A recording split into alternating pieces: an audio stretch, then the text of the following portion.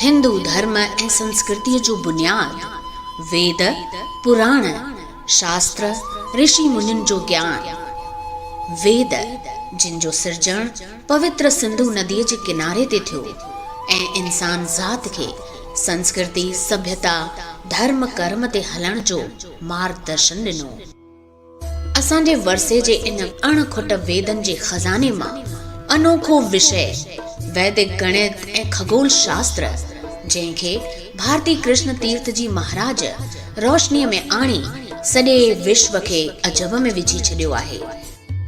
ॾिसंदासीं NCPSL ऐं Vinita Nagpal foundation trust पारां पेश कयल वैदिक गणित ऐं खगोल शास्त्र ज्ञान जी ॼाण सिंधीअ में। जय झूलेलाल दोस्त, तव्हां सभिनी सुहिणनि दर्शकनि जो अॼु जे हिन प्रोग्राम में तहे दिल सां स्वागत आहे। मां निखिल रमन राजपाल तव्हां सभिनी जो दिल जे गहराइयुनि सां शुक्रगुज़ार आहियां तव्हांजे साथ ऐं सपोर्ट जे लाइ। तो दोस्तों, अॼु जो ही प्रोग्राम जेको तव्हां ॾिसी रहिया आहियो, इन जो नालो आहे वैदिक गणित ऐं खगोल शास्त्र, मतलब त वैदिक मैथ्स ऐं एस्ट्रोनॉमी। ही प्रोग्राम तव्हांजे साम्हूं पेश थी रहियो आहे विनीता नागपाल फाउंडेशन ट्रस्ट ऐं national council for promotion of Sindhi language जे गॾियल सहकार सां। जी हाँ दोस्तों, NCPSL हिकु अहिड़ी संस्था आहे जेका केतिरनि ई गुज़रियल वरियनि खां सिंधी ॿोली ऐं संस्कृतीअ जे विकास ऐं वाधारे लाइ केतिरा ई कारगर कम करे रही आहे। उहे नवनि लेखकनि, शाइरनि ऐं कलाकारनि खे हिकु प्लेटफॉर्म ॾेई माली मदद करे उन्हनि खे नवां इस्म तव्हां दर्शकनि अॻियां पेश करण लाइ हिमथाईंदी रहंदी आहे। न सिर्फ़ इहो, पर नई जनरेशन में उन्हनि खे सिंधीअ जी ॼाण ॾियण, उन जे लाइ ऑनलाइन कोर्सेस हलाइण, गॾोगॾु सिंधी ॿारनि ऐं नई टहीअ लाइ रोज़गार पैदा करण जो बि कमु NCPSL बख़ूबी कंदी रहंदी आहे। अचो त ॾिसूं NCPSL जो कुल गीत।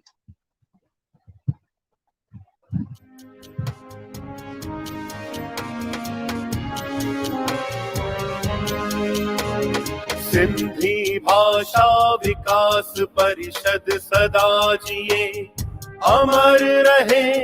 राष्ट्रीय सिंधी भाषा विकास परिषद हरदम हरे फूले। सिंधी भाषा साहित्य जो प्रचार थिए, साहित्यकारन जो सत्कार थिए। नई पीढ़ीअ जा सिंधी जुआन तरक्की कन, पंहिंजी कौम देश जो नालो रोशन कन। सिंधियुनि जा सुंदर सपना साकार थियन, सिंधु घाटीअ जा वारिस बेदार थियन। रोशन आईंदे जी पीड़ पकी रखजे, हर सिंधी तालीम वठी लाइक बणजे। सिंधी भाषा विकास परिषद सदा जिए अमर रहे। राष्ट्रीय सिंधी भाषा विकास परिषद हरदम हले फूले। अमर रहे, अमर रहे, सिंधी भाषा अमर रहे। अमर रहे, अमर रहे, विकास परिषद अमर रहे। अमर रहे, अमर रहे, अमर रहे।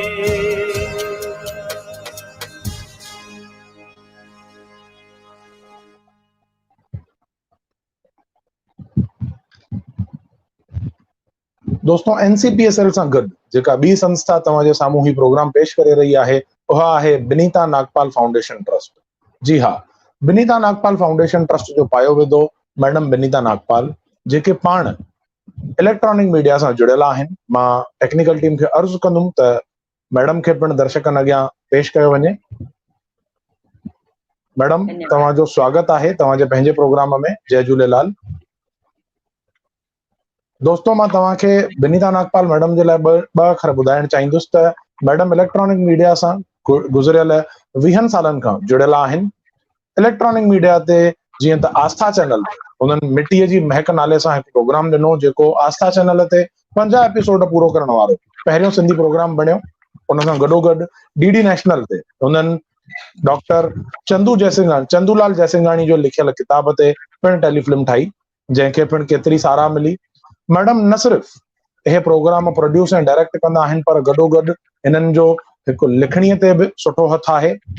हिननि जे हथ हेठि लिखियल हिननि जी आत्मकथा मांदी थियो न मारोई केतिरी न साराह जोटी, गॾोगॾु हिननि जो लिखियल किताब अबाणो वरसो, जंहिंखे 2015 साल में नेशनल लिटरेरी अवार्ड 50,000 रुपयनि जो दादा जेपी वासवाणी जे हथनि मां पिण मिलियो हो। मैडम जा केतिरा ई लिखियल लेख स्कूली किताबनि में शाये कयल आहिनि ऐं नवनि शागिर्दनि खे हमेशह प्रेरणा ॾींदा रहंदा आहिनि। असांखे फ़खुरु आहे विनीता नागपाल मैडम जहिड़नि ऑर्गेनाइज़रनि ते, सिंधी शहदायुनि ते, जिन जे करे अॼु बि सिंधी ॿोली नवनि शागिर्दनि अॻियां नई टही अॻियां पहुची रही आहे। मैडम तव्हांजो स्वागत आहे। जी धन्यवाद। मैडम मां तव्हांखे अर्ज़ु कंदुमि त तव्हीं असांजे अॼु जे हिन प्रोग्राम जे लाइ 2 अखर असांजे दर्शकनि अॻियां रखंदा। शुक्रिया। जी सभिनी खां पहिरियों त मां सभिनी जो तहे दिल सां स्वागत थी कयां, ख़ासि करे जेके असांजा व्यूअर्स आहिनि ऐं असांखे ॾिसी रहिया आहिनि, तव्हांजा लख शुक्राना, तव्हांजो तहे दिल सां स्वागत आहे। जे तव्हां न हुजो त असांखे प्रेरणा न मिले, न असांजी हौसला अफ़ज़ाई थिए। त मां सदाईं तव्हांखे ईअं ई चवंदसि त ईअं ई जुड़िया रहो असां सां। अॼु जो जेको प्रोग्राम आहे कुझु अलॻि ई आहे। प्रोग्राम इन करे अलॻि आहे छाकाणि त असांजो ई वरसो, मां ईअं ई चवंदसि असांजो वरसो मां इन करे थी चवां त वेद जेके लिखिया विया असांजे सिंधु नदीअ जे किनारे लिखिया विया हुआ, उन वेदनि मां यजुर्वेद मां जेका हीअ विद्या पोइ हाणे लाइम लाइट में आई आहे, वैदिक गणित। त मूं ॾिठो त जॾहिं मां नंढी हुअसि त असांजे 1960 में स्कूल में असांखे शकुंतला देवी, जंहिंखे मानव कंप्यूटर करे चवंदा हुआ, ऐं असांखे माना इंस्टेंट कैलकुलेशन करे उन जवाब ॾींदी हुई, असां हैरत में पइजी वेंदासीं। उहा जेका वैदिक गणित मां प्रभावित हुअसि, ऐं जॾहिं मूं ॾिठो त भई हिन जॾहिं मां थोरो जांच कई त ही त असांजे वर्से जी ॻाल्हि आहे, त मां सिंधियुनि ताणी छो न पहुचायां। त पोइ इहो वीचार आयो ऐं इन में मूंखे डॉक्टर पिंजानी जे प्रताप पिंजानी बि मूंखे हिमथायो कि यस भले तूं इन प्रोग्राम खे कर। मां उन्हनि जा बि शुक्राना मञा थी। त अॼु तव्हांजे साम्हूं ही अद्भुत पर तव्हांजो पंहिंजे वर्से जो प्रोग्राम पेश थींदो, जेको पेश कंदा असांजी एक्सपर्ट आहिनि सिंधी, छाकाणि हिन प्रोग्राम लाइ मूंखे सिंधी ई खपंदा आहिनि जेके सिंधीअ में तव्हांजी भाषा में मैसेज ॾियनि, छाकाणि जेको पंहिंजी भाषा में तव्हांखे फ्लेवर मिलंदी, मज़ो ॿुधण में ईंदो, उहो वधीक सुठो थींदो। तंहिं करे इन करे मां ही प्रोग्राम सिंधीअ में पेश करायां थी, हिन ज्ञान खे तव्हांजे साम्हूं रखां थी। त डॉक्टर कोमल असरानी ऐं असांजा प्यारा भाउ डॉक्टर भरत खुशालानी अॼु इहे ॿई तव्हांजे साम्हूं रखंदा इहो प्रोग्राम। बिल्कुलु। हाणे मां डॉक्टर प्रताप पिंजानी जेके असांजे NCPCL जेके असांजा बैकबोन हाणे ईअं चइजे सिंधियुनि जा आहिनि, असांखे हिकिड़ो मंच मिले थो, असांखे घणेई सपोर्ट मिले थी। असां उन्हनि जा बि शुक्राना मञूं था ऐं उन्हनि खे अर्ज़ु कंदसि, ऐं उन्हनि सां जेके असांजा डॉक्टर अजीत मन्याल जी बि आहिनि, उहे 2 अखर पंहिंजे संस्था जे बारे में ॿुधाइनि, ऐं जेके असांखे मतिलबु जेका असांखे शेवाऊं मिलनि थियूं असांखे जेके उन जे बारे में ॼाण ॾियनि। बिल्कुलु। टेक्निकल टीम खे अर्ज़ु आहे त डॉक्टर प्रताप पिंजाणी जी खे कोठ ॾिनी वञे। जय झूलेलाल सर। जय झूलेलाल। मां मुंहिंजो हिकिड़ी रिक्वेस्ट आहे कि जेके बि असांजा अॼु जा स्पीकर्स आहिनि उन्हनि खे बि जेको आहे तव्हां ऑन स्क्रीन खणी अचो त वधीक बेटर रहंदो जेको आहे, ऐं उन खां पोइ मां पंहिंजी ॻाल्हि रखंदुमि। जेको मैडम पहिरीं सभिनी असांजे गेस्ट जो स्वागत कयो वञे त जी मां अर्ज़ु कंदसि डॉक्टर कोमल असरानी जी खे, डॉक्टर भरत खुशालानी जी खे, ऐं असांजे विच में असांजी हिकु सिंधी कोयल जंहिंखे चइजे, जेकी संस्कृत ईअं माना उनजा श्लोक रिसाइट कंदी आहे, अजब में विझी छॾींदी आहे, उर्वशी ठाकुर, उहा जेकर हुजे त उहा बि अचे। जय झूलेलाल। आप आगे डॉक्टर अजीत मन्याल जी बि असां सां जुड़ियल आहिनि मैडम। अजीत मन्याल जी जुड़ियल आहिनि त तव्हांजो घणो घणो स्वागत आहे तव्हांजे ई प्रोग्राम में। जय झूलेलाल। तव्हां सभिनी महज़ूज़ महिमाननि जो अॼु जे प्रोग्राम में स्वागत आहे। मां तहे दिलि सां तव्हांजो शुक्रगुज़ार आहियां जो पंहिंजे क़ीमती वक़्त मां कुझु पल कढी तव्हीं असां सां जुड़िया आहियो।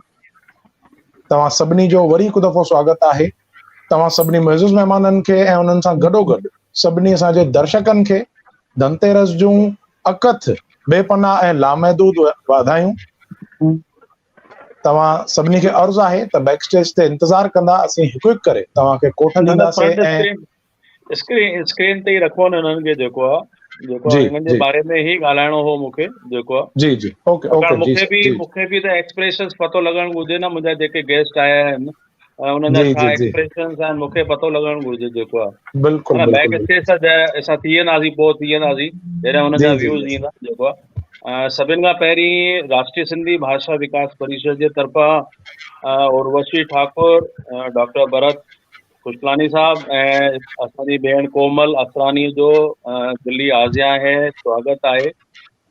अॼु जे हिन प्रोग्राम जी रिथा इन करे कई वई हुई कि कोमल जो मूंखे फ़ोन आयो ऐं उन इन बारे में मूंखे ॼाण ॾिनी कि वैदिक मैथ्स जे बारे में उनजो पंहिंजो नॉलेज आहे ऐं उहो रेगुलर लेक्चर्स वठंदी आहे। मूंखे बि लॻो कि इहे कुझु फील्ड्स आहिनि जंहिंमें समाज खे बेनिफिट पहुचणु घुरिजे ऐं इन करे इन प्रोग्राम जी प्लानिंग कई वई। वैदिक मैथ्स सां मां त शुरू खां ई जुड़ियल आहियां, मुंहिंजी जेका डॉटर आहे उहा बि वैदिक मैथ्स सिखंदी आहे, पर मां चयो कि छो न इन जो फ़ाइदो असांजी जेका यंग जनरेशन आहे नई टही आहे। राष्ट्रीय सिंधी भाषा विकास परिषद जो मेन ऑब्जेक्ट आहे कि कीअं भाषा जो प्रचार प्रसार असां कयूं, प्लस उन सां गॾोगॾु असांजी नई टही ऐं असांजा जेके राइटर्स आहिनि उन्हनि जे बारे में बि स्कीम्स खे असां फ्रेम कयूं ऐं उनजो बेनिफिट असांजे समाज जी नई टही ऐं असांजा जेके राइटर्स आहिनि पोइट्स आहिनि उन्हनि ताईं उहो फ़ाइदो पहुचणु घुरिजे। त मूंखे लॻो कि असां हर साल संस्कार शिविर आयोजित कंदा आहियूं समर वेकेशन्स जे अंदरि, त जेके अॼु असांजा रिसोर्स पर्सन आया आहिनि, डॉक्टर खुशलानी साहब आया आहिनि या कोमल आई आहे, त मां सम्झां थो कि नेक्स्ट ईयर जॾहिं संस्कार शिविर कंदासीं त असांजे ॿारनि ताईं बि वैदिक मैथ्स जो नॉलेज पहुचणु घुरिजे। हिन करे पहुचणु घुरिजे छाकाणि त ऑलरेडी असांखे कॉम्पिटिशन में जॾहिं असांखे फाइट करिणो पवंदो असांजे ॿारनि खे त अर्थमेटिक्स या क्वांटिटेटिव एप्टीट्यूड इहे सभु शयूं कॉम्पिटिशन्स में हूंदियूं आहिनि। त अगरि असांजे ॿारनि खे वैदिक मैथ्स जो नॉलेज आहे त मां सम्झां थो जेको इहो पेपर असांजो थींदो आहे ॿारनि लाइ उहो हुनखे अचीव करणु ईज़ीली थी वेंदो, हुनखे निकिरणु हुन मां आसानु थी वेंदो हली। ऐं तव्हांखे पतो आहे सिविल सर्विसिस में बि क्वांटिटेटिव एप्टीट्यूड ऐं इहे पेपर्स आहिनि त हिन जो मैथ्स जो बेनिफिट मिलंदो ई मिलंदो आहे। ऐं मां पर्सनली बि इन्हनि खे मिलण बि चाहियुमि, मां चयो कि मुंहिंजा जेके गेस्ट आहिनि त मां पर्सनली बि उन्हनि सां इंट्रोड्यूस थी वञा। ऐं असांजो सिंधी लर्न ऐप ऐं जेको कम्युनिटी रेडियो ऐप आहे ॿई तयारु आहिनि, टेस्टिंग मोड में आहिनि ऐं केर बि जेको असांजो सिंधी भाउ आहे या भेण आहे उहो प्ले स्टोर ते वञी करे उन्हनि खे डाउनलोड करे सघे थो ऐं डाउनलोड करे जेको आहे मूंखे पाण फीडबैक असांखे ॾे कि उन में अञा छा चेंजिस करे सघजनि था या तव्हांजी समाज जी छा एक्सपेक्टेशन्स आहिनि, उन एक्सपेक्टेशन्स जे अकॉर्डिंग उन्हनि में असां पोइ वरी मॉडिफिकेशन कयूं। त हिकु दफ़ो वरी जेके असांजा गेस्ट आहिनि उर्वशी आहे या डॉक्टर भरत आहे या कोमल आहे, इन्हनि जो मां दिल्ली आज़िया थो कयां CPSL जे तरफ़ां ऐं मां थोराइतो आहियां असांजो एग्जीक्यूटिव मेंबर अजीत मानियल जो, जेके काफ़ी एक्टिव आहिनि, पंहिंजा नवां नवां आइडियाज़ खणी असां वटि पहुचंदा आहिनि ऐं उनखे कीअं असां इंट्रोड्यूस कयूं, उनखे कीअं इम्प्लीमेंट कयूं, उन में काफ़ी हेल्प कंदा आहिनि। मनीता नागपाल तव्हांखे ऐं तव्हांजी फाउंडेशन खे बि मां स्वागत थो कयां ऐं तव्हांजो थोराइतो आहियां कि तव्हां अॼु मुंहिंजे हिन रिक्वेस्ट खे एक्सेप्ट कयो ऐं हिन प्रोग्राम जी प्लानिंग कई आहे। ऐं असां फ्यूचर में बि समाज खे जेको लॻे थो कि असांखे समाज लाइ ही करणु घुरिजे ऐं हिन में ही अहिड़ा टॉपिक्स या इशूज़ थी सघनि था जेके असांजे ॿार असांजी जनरेशन ताईं पहुचणु घुरिजनि, त महिरबानी करे तव्हां असांखे मेल जे थ्रू या मुंहिंजा पर्सनल मोबाइल नंबर तव्हांखे आहे WhatsApp ते मूंखे तव्हां इंटीमेट करे सघो था, मूंखे थी सघे तो मां फ़ोन न करे सघां, पर तव्हांजी ॻाल्हि खे ज़रूरु रिस्पॉन्ड कंदुमि ऐं उन्हनि शयुनि खे इम्प्लीमेंट करण जी कोशिशि कंदुमि। वधीक न चवंदे पंहिंजी वाणी खे विराम थो ॾियां। जय हिंद, जय भारत, जय झूलेलाल।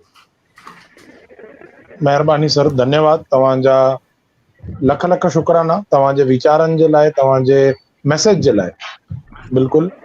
त ॿियनि सभिनी हाणे मुइज़ज़ महिमाननि खे मां अर्ज़ु कंदुमि त बैक स्टेज ते इंतज़ारु कंदा। असीं हिकु हिकु करे सभिनी खे कोठ ॾेई करे वीचारनि जी ॾे वठि कंदासीं।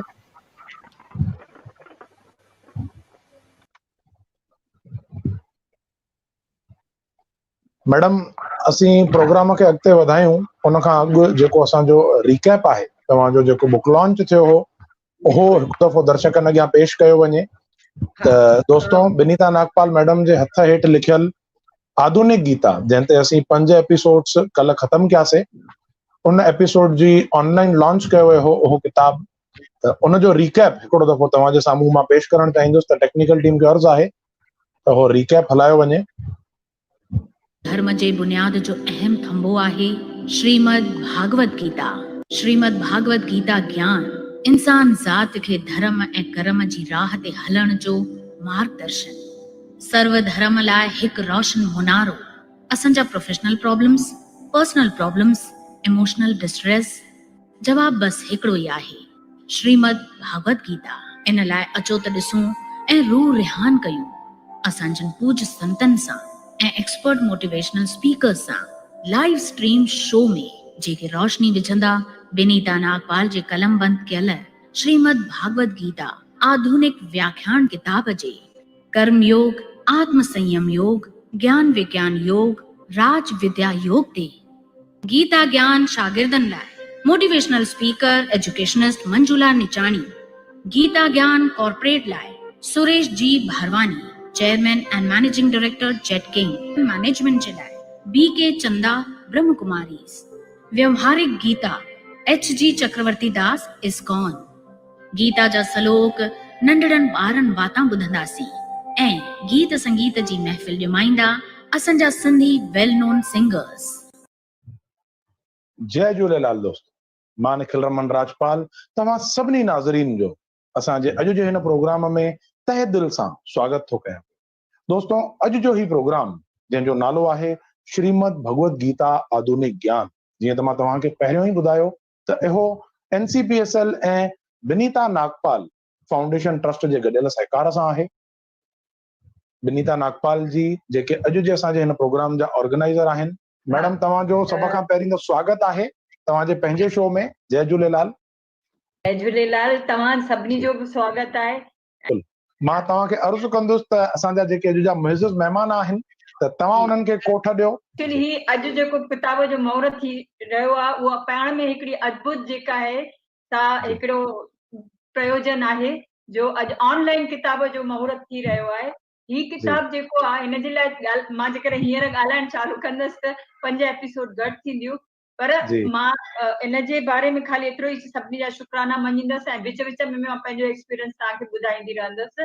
हिन किताब जो जेको मूंखे सहयोग मिलियो आहे NCPC वारनि सॼो सहयोग आहे, त मां चाहींदसि त डॉक्टर पिंजानी जी ऐं अजीत मन्याल जी, मंजू निचानी जी, वीना डिंगरानी, इहे सभु अचनि ऐं किताब जो पहिरियों विमोचन कयूं ऐं कार्यक्रम खे पोइ अॻिते वधायूं।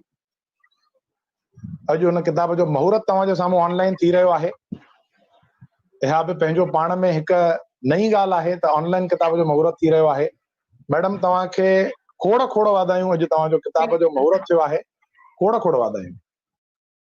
मैडम, मां तव्हां खां इन किताब ते अॼु जे सॼे एपिसोड में ऐं ईंदड़ एपिसोड्स में केतिरी ॼाण वठंदुसि, पर थोरो थोरो करे मां तव्हां खां कुझु सुवाल पुछंदुसि, जीअं अॼु जा असांजा दर्शक जेका नई टही असांखे ॾिसी रही आहे उन्हनि में हिकु उत्साह अचे ऐं उहे बि पंहिंजे, मां चवंदुमि त वरसे खे ॼाणनि ऐं सुञाणनि। तव्हां किताब लिखियो आहे श्रीमद भगवत गीता आधुनिक ज्ञान।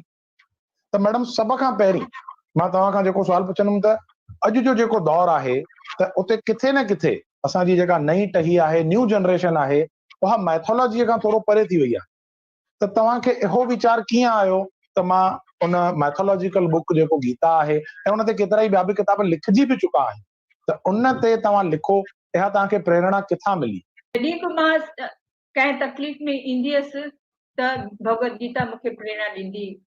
ऐं को न को न ॾिसो हिकिड़ो नंढो मिसाल आहे, अर्जुन जॾहिं हताश थी करे वेठो हो ऐं सभु हथियार सभु हेठि रखी करे, त कृष्ण उनखे को ट्रेनिंग न ॾिनी जी, ट्रेन त हो ऑलरेडी, द्रोणाचार्य हुनखे माना सभु शिष्यनि में नंबर 1 हो, उहा ट्रेनिंग होसि हुनखे, ही वॉज ट्रेन्ड, पर हुनखे छा ॾिनई, उत्साह ॾिनई, मोटिवेशन ॾिनई, हुनखे लड़ण जो, साम्हूं फेस करण जो, तकलीफ़ खे फेस करण जो, उहो मोटिवेशन कृष्ण गीता जे थ्रू हुनखे असां हाणे पंहिंजी ज़िंदगीअ में हंडायूं। त इहो ई मूंखे, इहा ॻाल्हि मूंखे हमेशह इंस्पायर कंदी। ऐं मां पढ़ंदी हुअसि अखियूं बंदि करे, हीअं मां को बि चैप्टर खोलींदी हुअसि, मूंखे पंहिंजे जेको प्रॉब्लम हूंदो हुनजो जवाबु मिली वेंदो। ऐं मां धीरे धीरे मां सोचियो त भई हिनखे अञा मां सरल लिखां, ऐं इन में अञा बि मां अॻिते चवंदसि कुझु, पर मां हींअर हिन किताब जे लाइ मां शुक्रगुज़ार आहियां दिलि सां। ही किताब घणो जेको आहे हिनखे 2 साल लॻा, छाकाणि मां ॿाहिरि ई घणो करे रहियसि, कैनेडा ऐं दुबई, उते मूंखे घणो ई टाइम मिलंदो हो, त उते मां इहो लिखंदी हुअसि। ऐं कैनेडा में जॾहिं हुअसि त जाम बर्फ़ किरंदी हुई। मुंहिंजी पोटी 10 साल जी, जंहिंखे संस्कार नंढे हूंदे खां ई मां विधा आहिनि, भई असांजी संस्कृति छा आहे, असांजी सिंधी छा आहे, सिंधीअ में ॻाल्हाए, उन मूंखे इंस्पायर कयो। हिन में जॾहिं मां लिखंदी हुअसि त नेचुरली पेन ख़तम थी वेंदी, उहो स्टॉक आणे रखंदी, त एतिरो ध्यानु रखे, सुबुह जो जॾहिं स्कूल वेंदी अची करे वेंदी, भई केतिरो थी वियो आहे, हाणे केतिरो बाक़ी आहे, केतिरो बाक़ी आहे। उहा मूंखे प्रेरणा, जेका हुन मूंखे प्रेरणा ॾिनी, मां लिखंदी हुअसि। ॿियो मां धन्यवाद ॾींदसि असांजी भेण सदा जीए, सदा बहार, शोभा लालचंदानी। मां जॾहिं लिखंदी हुअसि, डॉक्टर लैंग्वेज लिखंदी हुअसि, तकिड़ो मथां लकीर बि न ॾींदी हुअसि। उहा मुंहिंजी डॉक्टरी लैंग्वेज जेका आहे हथ जी लिखियल, उहा शोभा खे मतिलबु सम्झ में अची वेंदी, ऐं उहा उतां मूंखे टाइप करे शाबस अथसि, उहा मूंखे उते मोकिलींदी, वरी ऑनलाइन मां करेक्शन करे उनखे मोकिलींदसि। उहा कम्युनिकेशन जे करे किताब धीरे धीरे धीरे पूरो थियो।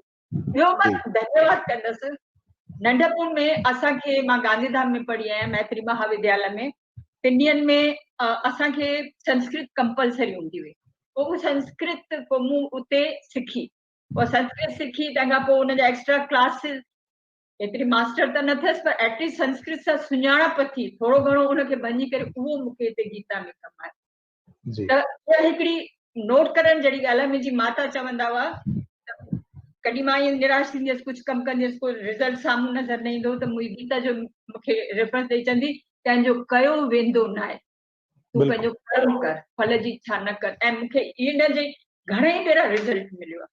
ऐं उनजो अॼु मां कॾहिं सोचियो बि न हो त मुंहिंजे किताब जो हिन शान सां तव्हां जॾहिं सभिनी जे साम्हूं जो हिन किताब जो हीअं विमोचन थींदो, मां पाण खे घणो भाग वारी सम्झां थी, ऐं तव्हां सभिनी जा लख थोरा।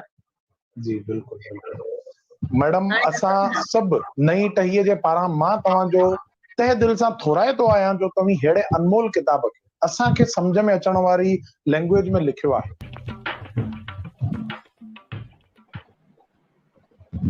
तो दोस्तों, ही असांजे गुज़रियल एपिसोड जो हिकु रिकैप हो। मैडम जो लिखियल श्रीमद भगवत गीता आधुनिक ज्ञान किताब मुहूर्त कयो वियो हो हुनजो ऑनलाइन। अॼु जो एपिसोड बि असांजे वेदन ते ई आधारित आहे। त मैडम, हाणे वक़्तु आहे त असांजा नेक्स्ट जेके एनसीपीएसएल जा मेंबर असां सां जुड़ियल आहिनि, उन्हनि खे कोठ ॾेई उन्हनि सां वीचारनि जी ॾेवट कजे। बिल्कुलु, मां डॉक्टर अजीत मन्याल जी खे चवंदसि त 2 अखर ॻाल्हाइनि अची। जय झूलेलाल। जय झूलेलाल सर। तव्हांजो स्वागत आहे। और अॼु सभिनी ॾिसण वारनि खे जय झूलेलाल। मां सम्झां थो पहिरियों दफ़ो एनसीपीएसएल जे इतिहास में खगोल शास्त्र ऐं वैदिक मैथमेटिक्स जे मथां सिंधी भाषा में पहिरियों वेबिनार थी रहियो आहे। सॼे दुनिया जा ॿार स्मार्ट आहिनि, छो त वैदिक मैथमेटिक्स खणी करे चङियूं मार्कूं खणनि था, ज़िंदगीअ में अॻिते वधनि था।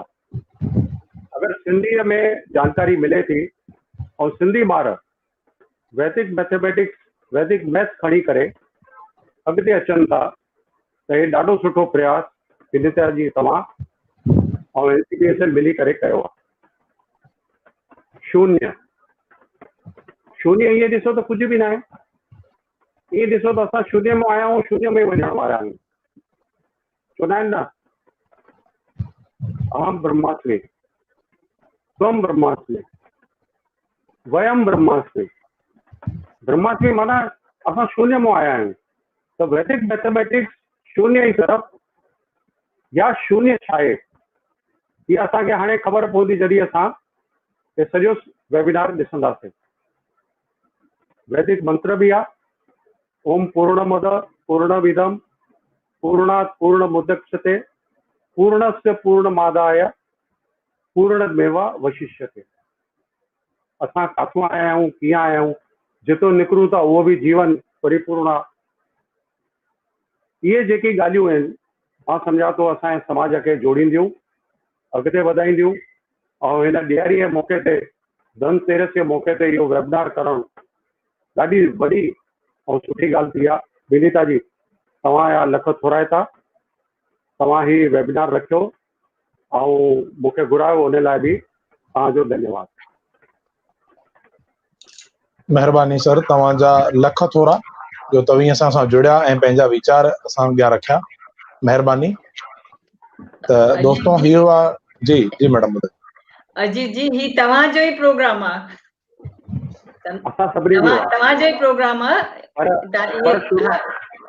धारियल वांगुरु न ॻाल्हायो, असां सभु गॾिजी कयो आहे। You are also host. असां सभिनी जो। ओके। त दोस्तों ही आहिनि डॉक्टर अजीत मन्याल, जेके एग्जीक्यूटिव कमेटी मेंबर आहिनि NCPSL जा। त हाणे कार्यक्रम खे अॻिते था वधायूं पिया।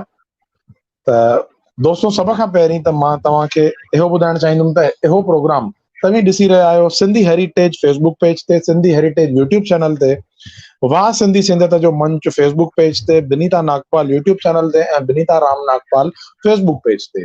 तव्हीं जंहिं बि माध्यम सां ही प्रोग्राम ॾिसी रहिया आहियो, जेकॾहिं उहो फेसबुक पेज आहे त उनखे लाइक ऐं फॉलो ज़रूर कंदा, ऐं जेकॾहिं यूट्यूब चैनल आहे त उनखे सब्सक्राइब ज़रूर कंदा।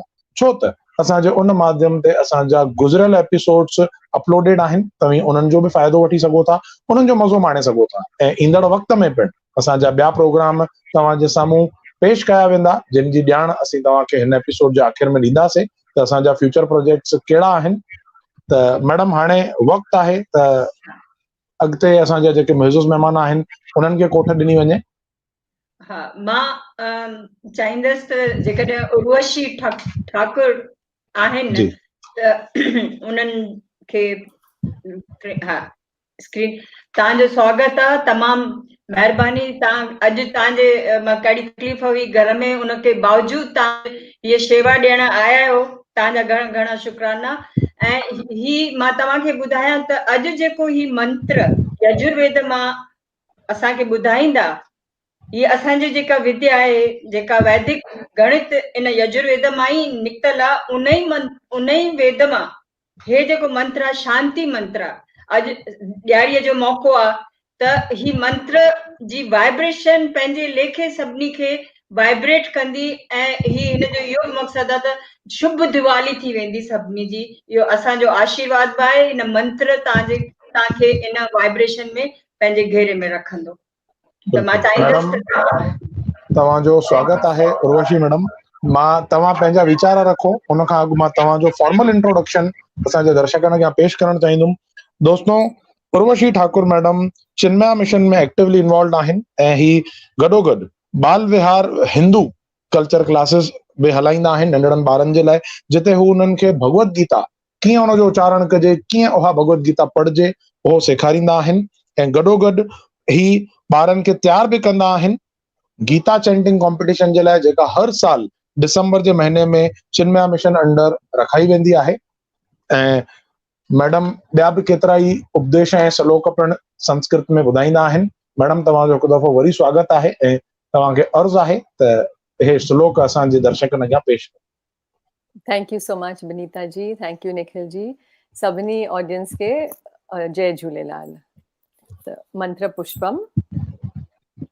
ॐ योऽहं पुष्पं वेद पुष्पवान् प्रजावान् पशुवान् भवति चन्द्रमा वा अपां पुष्पं पुष्पवान् प्रजावान् पशुवान् भवति या एवं वेद योपामायतनं वेद आयतनवान् भवति अग्निर्वा अपमायतनम् आयतनवान् भवति यो अग्नेरायतनं वेद आयतनवान् भवति अपो वा अग्नेरायतनम् आयतनवान् भवति या एवं वेद योपामायतनं वेद आयतनवान् भवति वयुर्वा अपमायतनम् आयतनवान् भवति यो वा योषायतनं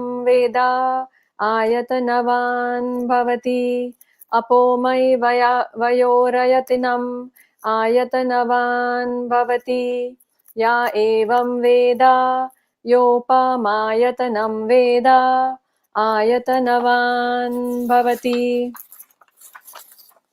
असोर्वै तपना पामयतनम् आयतनवान् भवति यो मशतपता आयतनं वेद आयतनवान् भवति अपो वा आमथरशतपता आयतनं वेद आयतनवान् भवति या एवं वेद योपमायतनं वेद आयतनवान् भवति चन्द्रमा वा अपमायतनम् आयतनवान् भवति यस चन्द्रमसायतनं वेद आयतनवान् भवति आपोर्वै चन्द्रमसायतनं वेद आयतनवान् भवति या एवं वेद योपमायतनं वेद आयतनवान् भवति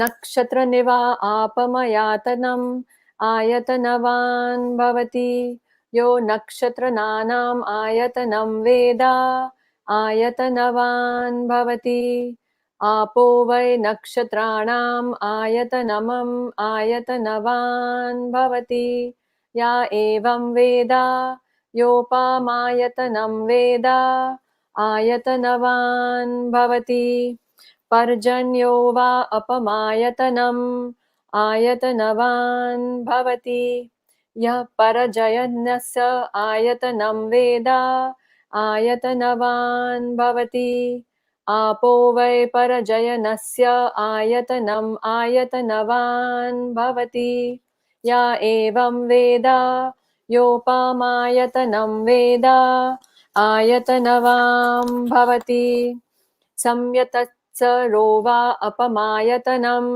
आयतनवान् भवति यः सर्वत्सर्यस्य आयतनं वेद आयतनवान् भवति आपो वै संसत्सरसरस्य आयतनम् आयतनवान् भवति या एवं वेद योपसूनां प्रतिष्ठितं वेद प्रत्येवातिष्ठति राजाधिराजाय प्रसहया साहिने नमो वयं वै श्रवणाय कुर्महे समेकमन् कामाकमाय यमशयं कमेश्वरा वै श्रावणे ददातु कुबेराय वै श्रावणाय महाराजाय नमः।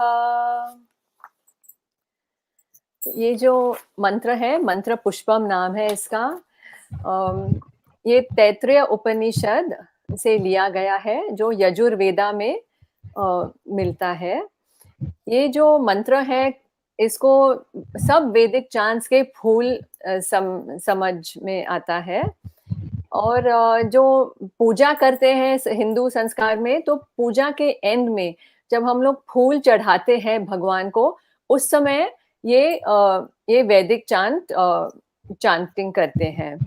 जो इसके बेनिफिट्स है, अनलिमिटेड बेनिफिट्स है, जो बिल्कुल एंड में जो फलश्रुति है उसमें दिया गया है कि जो ये मंत्र चांट करते हैं तो उसमें उसके बेनिफिट्स हैं वेल्थ और सब इच्छाओं के फुलफिलमेंट, ये सब मिलता है जब ये मंत्र चांट करते हैं। और जो नेचर में पानी है, वायु है, अग्नि है, चंद्रमा, सूर्य, तारे, नक्षत्र, इधर बोला गया है नक्षत्र, इन सब के बहुत रहस्य है, सीक्रेट्स हैं।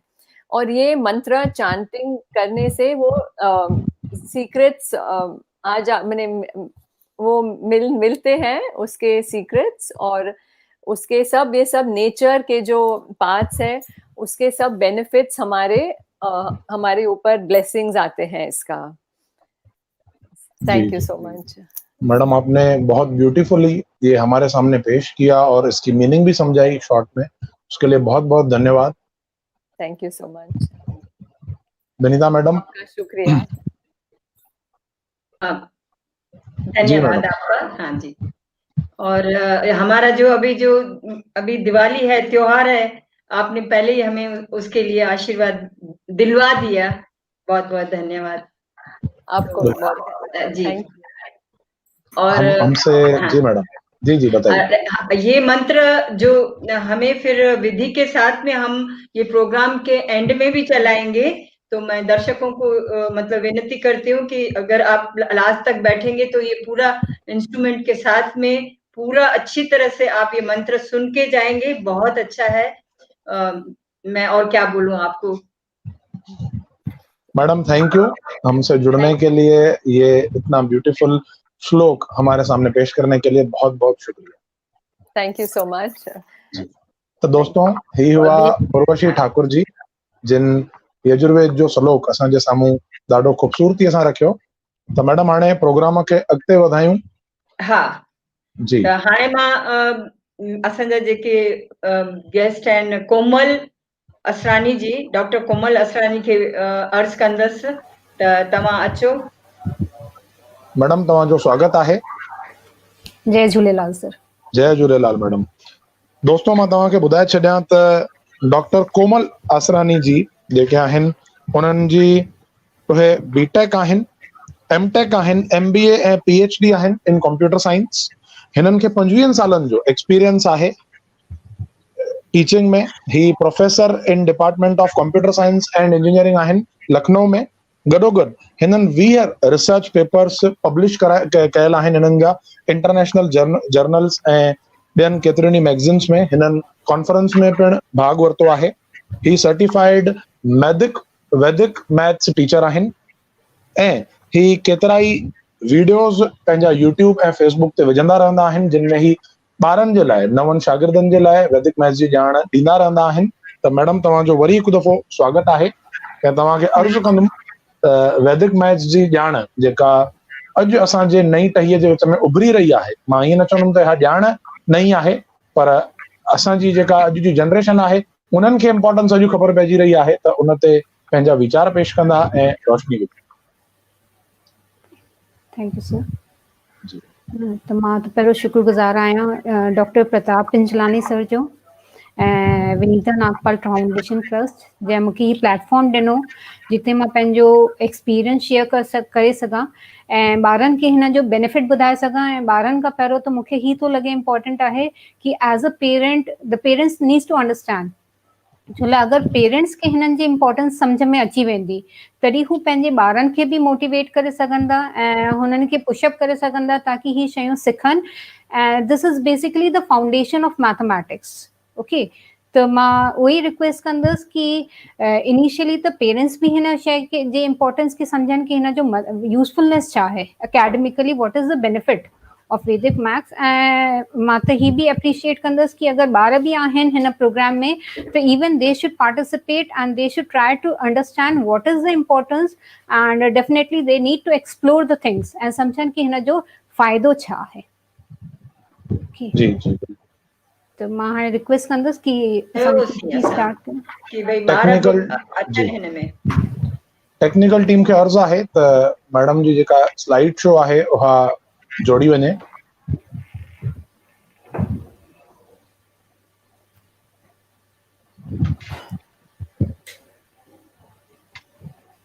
मुंहिंजो अॼु जो डिस्कशन आहे वैदिक मैथ्स एंड इट्स इम्पोर्टेंस, है ना। बेसिकली मां ही जेको डिस्कशन ॾियां थी, ही डिस्कशन टोटली ओरिएंटेड हूंदो कि ॿारनि खे वैदिक मैथ्स छो पढ़णु घुरिजे। छो लाइ ॾिसो, जॾहिं असां वैदिक मैथ्स जी ॻाल्हि था कयूं त it has multiple perspectives.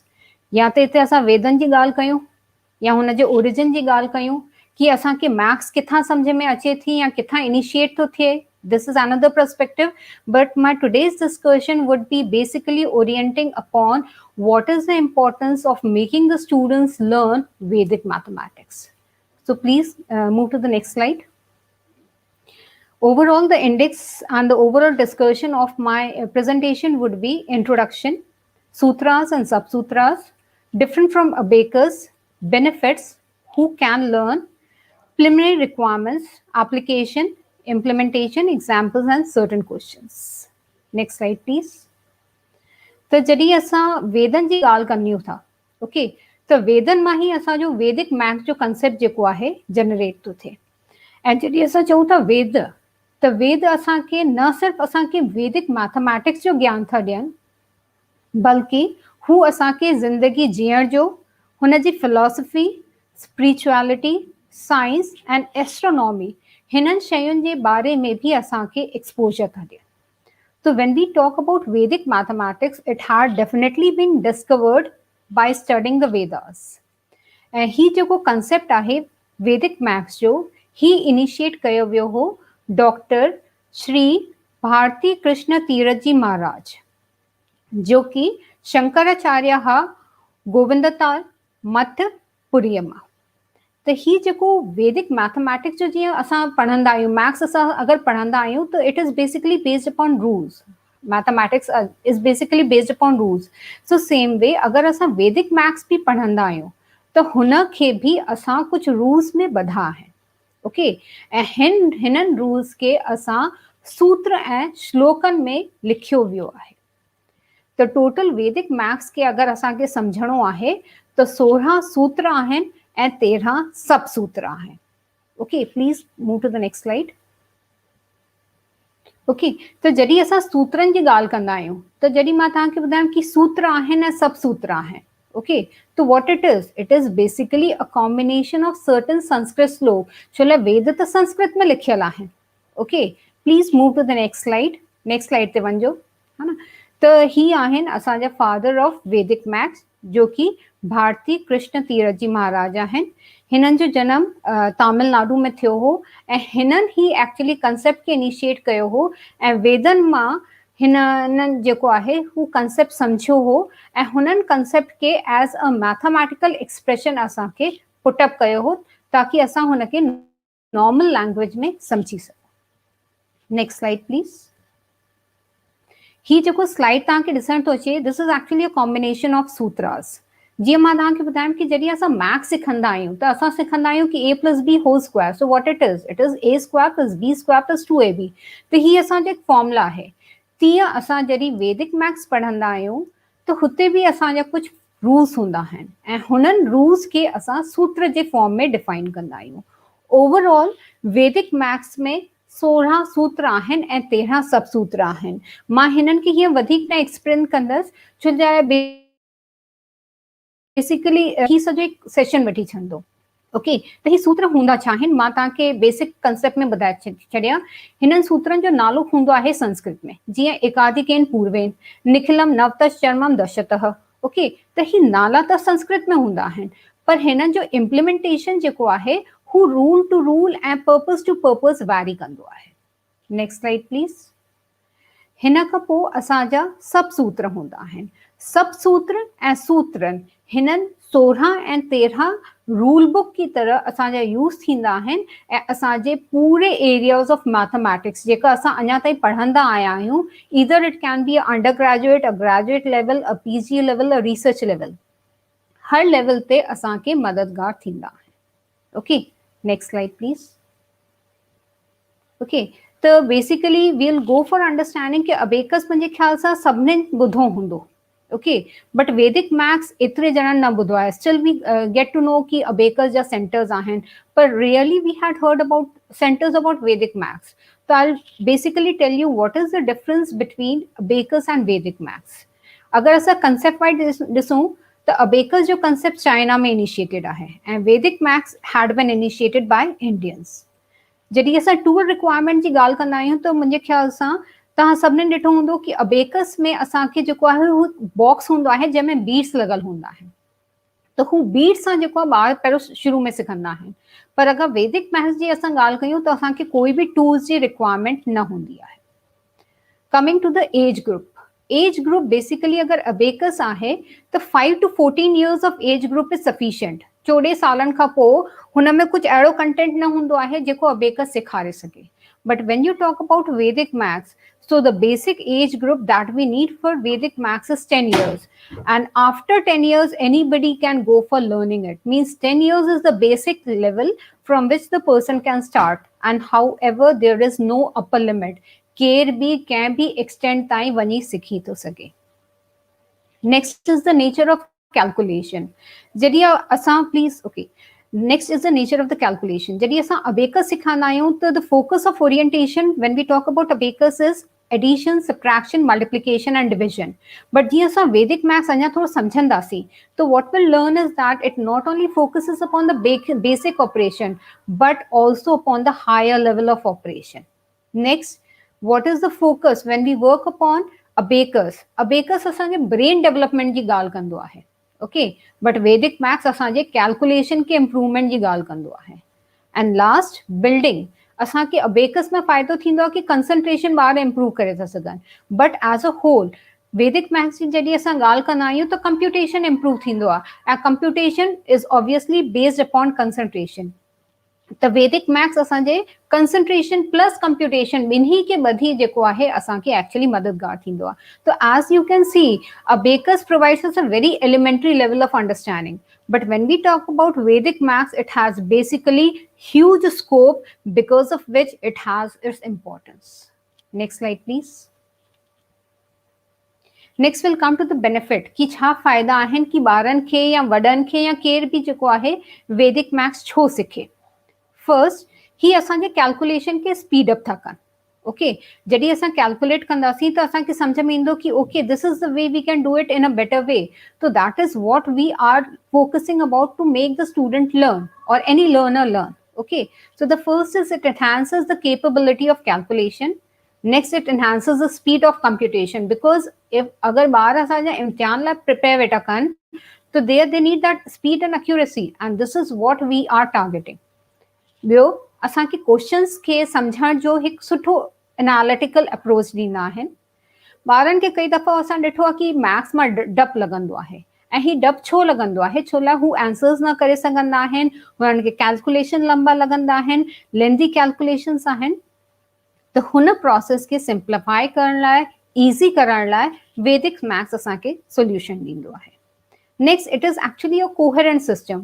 Coherent जो सिस्टम जो मतिलबु आहे कि जॾहिं असां कोई बि कैलकुलेशन कंदा आहियूं त हिन में हिकु क्वेश्चन खे करण लाइ देयर आर मल्टीपल वेज ऐं ही तव्हांजे ऊपर डिपेंड थो करे कि तव्हां कहिड़े नमूने खे यूज़ करे तव्हां सॉल्व था करणु चाहियो. So there is no hard and fast and a single way that you need to work out with. Next is saves time during examination. छो लाइ तव्हांखे स्पीड अची वेंदी तव्हांखे कैलकुलेशन में अगरि कंसंट्रेट करे सघंदा त obviously that is going to save your time. Next we have a zero error technique. Zero error technique means जॾहिं असां कैलकुलेशन कंदासीं त it is very much confined. Okay, very much confined. Why? Because असां जो numbers आहिनि हुनखे तोड़े हिकु में स्मॉलेस्ट पॉसिबल नंबर जनरेट कंदासीं ऐं हुन खां पोइ असां कैलकुलेशन कंदासीं. Okay, so obviously the possibility of error is very much reduced. Next is scope of extensibility. जीअं मां तव्हांखे ॿुधायमि कि हिते सिर्फ़ addition subtraction division and multiplication that is the only thing that can not be only extended but again there are various techniques that can be implemented using Vedic maths. Next sharpens the mental ability. ॿारनि खे जेको बि सिखे थो हुनजी proper analytical approach थी वेंदी and obviously it is helpful for the competitive exams like. Next slide please. त ही ॿारनि खे इम्तिहान लेवल ते हेल्पफुल आहे. First going to the school level for the olympiad, NTSC, engineering, medical entrance. Okay next at the graduation level जिते ॿार PG लाइ था प्रिपेयर कनि, बैंकिंग लाइ, कैट लाइ, गवर्नमेंट ऑफिसर लाइ, क्लरिकल पोस्ट लाइ, PSC एंड MCAT लाइ, एंड ऑब्वियसली प्रोफेशनल में जिते भी असां किथे भी आहियूं, obviously we need a faster calculation. So these are the basic benefits कि छाजे लाइ वैदिक मैथ्स सिखण घुर्जे. Okay, please come to the next slide. So now coming up to केर ही सिखी तो सके, who are the persons who can go for learning Vedic mathematics? First, the students who want to improve the calculation speed. ॾिसो हाणे जेको आहे, nowadays we are having a very competitive world. Okay, Delhi University में 100 percentile जो cut off थो वञे, 0.001 percentile ते जेको आहे ॿार जेको आहे हू सीट्स लाइ टाई अप था कनि. Okay, so there's head block competition. So hote where the student needs to put himself ahead, obviously जितने हुन जो calculation speed हुन के आहे, and if he has that confidence, so obviously that is going to put him or her ahead. So the first point is the student who want to go for improving the calculation speed. Second, who are preparing for the competitive exams, because when we talk about competitive exams, obviously nowadays whatever exams we are having, we have a negative marking also. तो हिन जो मतलब छा है कि अगर तहां सही कयो था तो ठीक है, negative marking means somewhere you're losing the point. तो हुते you have to be very particular. Along with the accuracy, you have to maintain that speed, and this is what we are achieving using Vedic maths. Next, the students who want to understand the concept of calculations done by the ancient mathematicians. ही concept किथां आयो, असां Pythagoras theorem पढ़ूं था, असां zero था पढ़ूं, असां rational number था पढ़ूं, असां quadratic equation था पढ़ूं, तो हिन जो concept किथां आयो? तो अगर कंहिं बि ॿार खे ही inquisitiveness आहे कि नंबर्स कीअं ठहिया, हुननि जो पाण में रिलेशनशिप छा आहे, नंबर्स पाण में कीअं बदिजंदा आहिनि, असां फॉर्मुलेशन कीअं ठाहींदा आहियूं, असां हुन कैलकुलेशन खे कीअं अॻिते वधाए था सघूं. So these are some of the areas that pushes up and helps you out, and this is where Vedic maths comes to a rescue. Next slide, please. Now, what is the preliminary requirement that who can go for learning Mathematics? Okay, हिन में जंहिं बि ॿार खे addition, subtraction, multiplication and division जा elementary formulations अगर अचनि था, सो सी अगर असां एडिशन ऐं सब्ट्रैक्शन था चयूं, this is the very basic. अगर असां मल्टीप्लिकेशन की ॻाल्हि था कयूं त just they need to know the table of 9, nothing beyond 9. Because जीअं मां तव्हांखे ॿुधायमि कि असां नंबर के तोड़े कैलकुलेशन कंदासीं. अगर 999 आहे त we won't be taking the table of 999, we would be just breaking it and using the table of 1. तो जॾहिं मां मल्टीप्लिकेशन ऐं डिविजन जी ॻाल्हि थी कयां, त we just need a elementary level जिते ॿार सिंगल डिजिट जो डिविज़र यूज़ था कनि या सिंगल वैल्यू जो मल्टीप्लिकेशन यूज़ करे हू सिखी था सघनि. So this is just a very elementary requirement कि जंहिं बि ॿार खे simple addition, simple subtraction, multiplication ऐं डिविजन ईंदो आहे, they can obviously go for learning Vedic mathematics. Next. Now coming up to what are the applications, because when I told you कि हिन जा elaborate applications आहिनि, असां हिन खे extend भी करे था सघूं. So what are the different applications where a student can go for learning mathematics?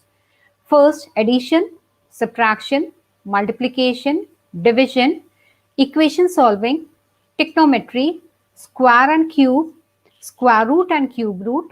Next slide, please. Differentiation, integration, geometry, quadratic equation, calendar, magic square, conic section, algebra, and many more. ॾिसो मां हिते जॾहिं तव्हांखे applications ॿुधायमि त I started with addition, subtraction, multiplication and division. So I started with a very elementary thing. बस as I told you कि हिते जॾहिं असां वैदिक मैथमेटिक्स कंदा आहियूं त it has very elaborate utility. त इट मीन्स असां त हिते एलिमेंट्री शयूं सिखूं था, बट हुन एलिमेंट्री शयुनि जे अलावा there are lots of applications. ऐं ही जेका तव्हांखे मां एप्लीकेशंस ॿुधाया आहिनि, this is not only confined to the school level, but also to the graduate and the PG level and the research level. Okay, तो हिन जो मतलब कि it has lots of scope and implementation. जिते असां वैदिक मैथ्स जा rules apply करे, सूत्र अप्लाई करे जेको आहे बेनिफिट वठी था सघूं. Next slide, please.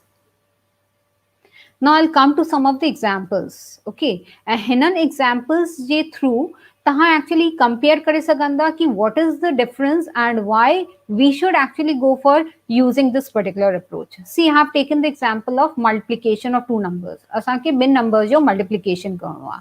नंबर आहे असां जो 899 into 901.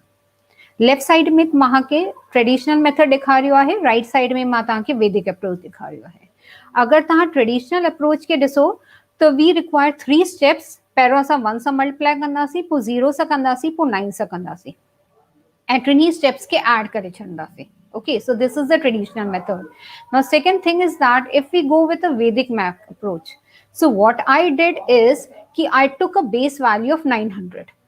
Okay, चलो ॿई नंबर असांजा क्लोज छाता आहिनि 900 सां क्लोज आहिनि. So I took a base value of 900 ऐं मां ॿिन्ही नंबरनि खे 900 सां कंपेयर कयो ऐं मां पंहिंजे कैलकुलेशन के लेफ्ट हैंड साइड ऐं राइट हैंड साइड में स्प्लिट कयो.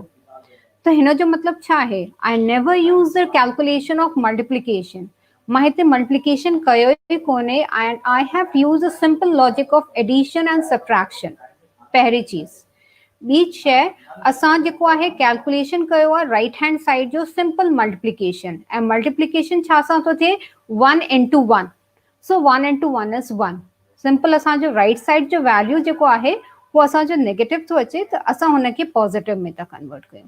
तो एज यू कैन सी कि वैदिक अप्रोच असांजे एतिरे वॾे कैलकुलेशंस के केतिरो सिंप्लीफाई था कनि. Next slide please.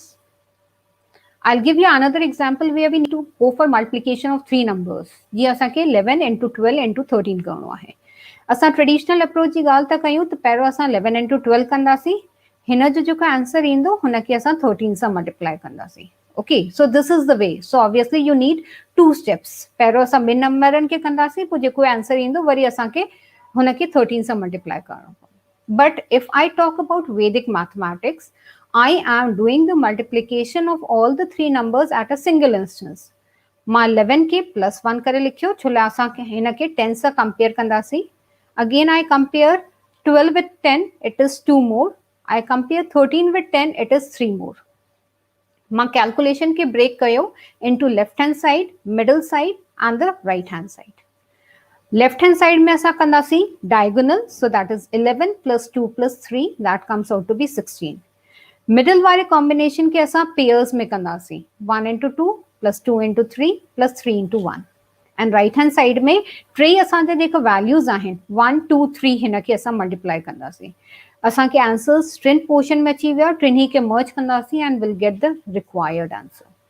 त ॾिसो असां अगरि वैदिक अप्रोच था यूज़ कयूं तो even we can go for multiplication of more than 2 numbers at a single instance. Please next slide. Next we take the multiplication of ones. Okay, 1 can be repeated a number of times. I've just taken here where the number 1 is being repeated 4 times. So what we are doing 6 5 7 6 हिनखे असां 1 1 1 1 सां multiply करणो आहे. Traditional approach में तव्हां ॾिसो पहिरियों हिकु दफ़ो लिखंदा, ॿियो दफ़ो लिखंदा, टियों दफ़ो लिखंदा, चौथों दफ़ो लिखंदा ऐं हुन खां पोइ तव्हां चारई स्टेप्स खे ऐड कंदा and U will get the required answer. But अगर तव्हां वैदिक अप्रोच यूज़ कयो तो तव्हां हिन में कॉम्बिनेशन ऑफ नंबर्स यूज़ कयो. पहिरियों 6, पोइ 76, पोइ 576, पोइ 6576, वरी 6 खे छॾे छॾियो 657, 65 and 6. The way I have drawn the lines, हुननि लाइन्स सां तव्हांखे सम्झ में अची वेंदो कि मां कहिड़े नंबर्स जा कॉम्बिनेशन खया आहिनि. हू नंबर सिंपली तव्हां ऐड करे छॾियो. पहिरियों तव्हां लिखो 6 6 plus 5 is 11, 11 plus 7 is 18, 18 plus 6 is 24. Leave down 6. 5 plus 7 is 12. 12 plus 6 is 18. Leave down 5. 7 plus 6 is 13. And what we are left with? We are left with 6. हाणे ही असांजो हिकु स्लॉट थी वियो. हर पासे जेको असांजो कैरी जनरेट थो थिए हुनखे असां राइट साइड खां शुरू कंदासीं ऐं लेफ्ट साइड में रुगो मूव कंदासीं. जेको बि असांजो कैरी आहे वो ऑटोमेटिकली असांजे लेफ्ट हैंड साइड में अची वेंदो and we will be able to get the answer. तो सिंपल 1 ऐं 2 जो कैरी आहे जेको असांखे एक्चुअली ऐड करणो वञणो आहे जॾहिं असां लेफ्ट साइड में था अचूं. Okay, next slide please. Next we need to go for calculating the square of a number. जी असांखे 195 जो स्क्वायर कढणो आहे. स्क्वायर मतलब असां हुन नंबर खे 2 दफ़ा मल्टीप्लाई था कयूं. ओके तो 195 जो असांखे स्क्वायर करणो आहे त असां अगरि ट्रेडिशनल अप्रोच यूज़ कंदासीं त असांखे छा करणो आहे 195 इंटू 195 नॉर्मल असां हिकु लॉजिकल जेको मल्टीप्लिकेशन जो जेको अप्रोच आहे हू असां कंदासीं but if we take the Vedic maths approach त असांखे अगरि कोई बि नंबर जो स्क्वायर करणो आहे ठीकु आहे ऐं हुन में अगरि लास्ट डिजिट असांजो 5 आहे त असां छा कंदासीं 5 खे छॾे अॻियां जो नंबर अलॻि कंदासीं अॻियां जो नंबर 5 खे छॾे छा आहे 19 what we'll do is that we'll add 1 to that 19 so 19 plus 1 is 20 now 19 into 20 will give us 380 and 5 ka square will give us 25 तो असांजो overall answer छा आयो 38025 तो what you see is that traditional approach में असांखे एतिरो लेंदी टे दफ़ा मल्टीप्लाई करणो पियो बट असां वैदिक अप्रोच में सिंपल ही ॾिठो कि असांजो अगरि नंबर 5 सां एंड थो थिए तो we can simply apply this rule Okay, coming to the next slide.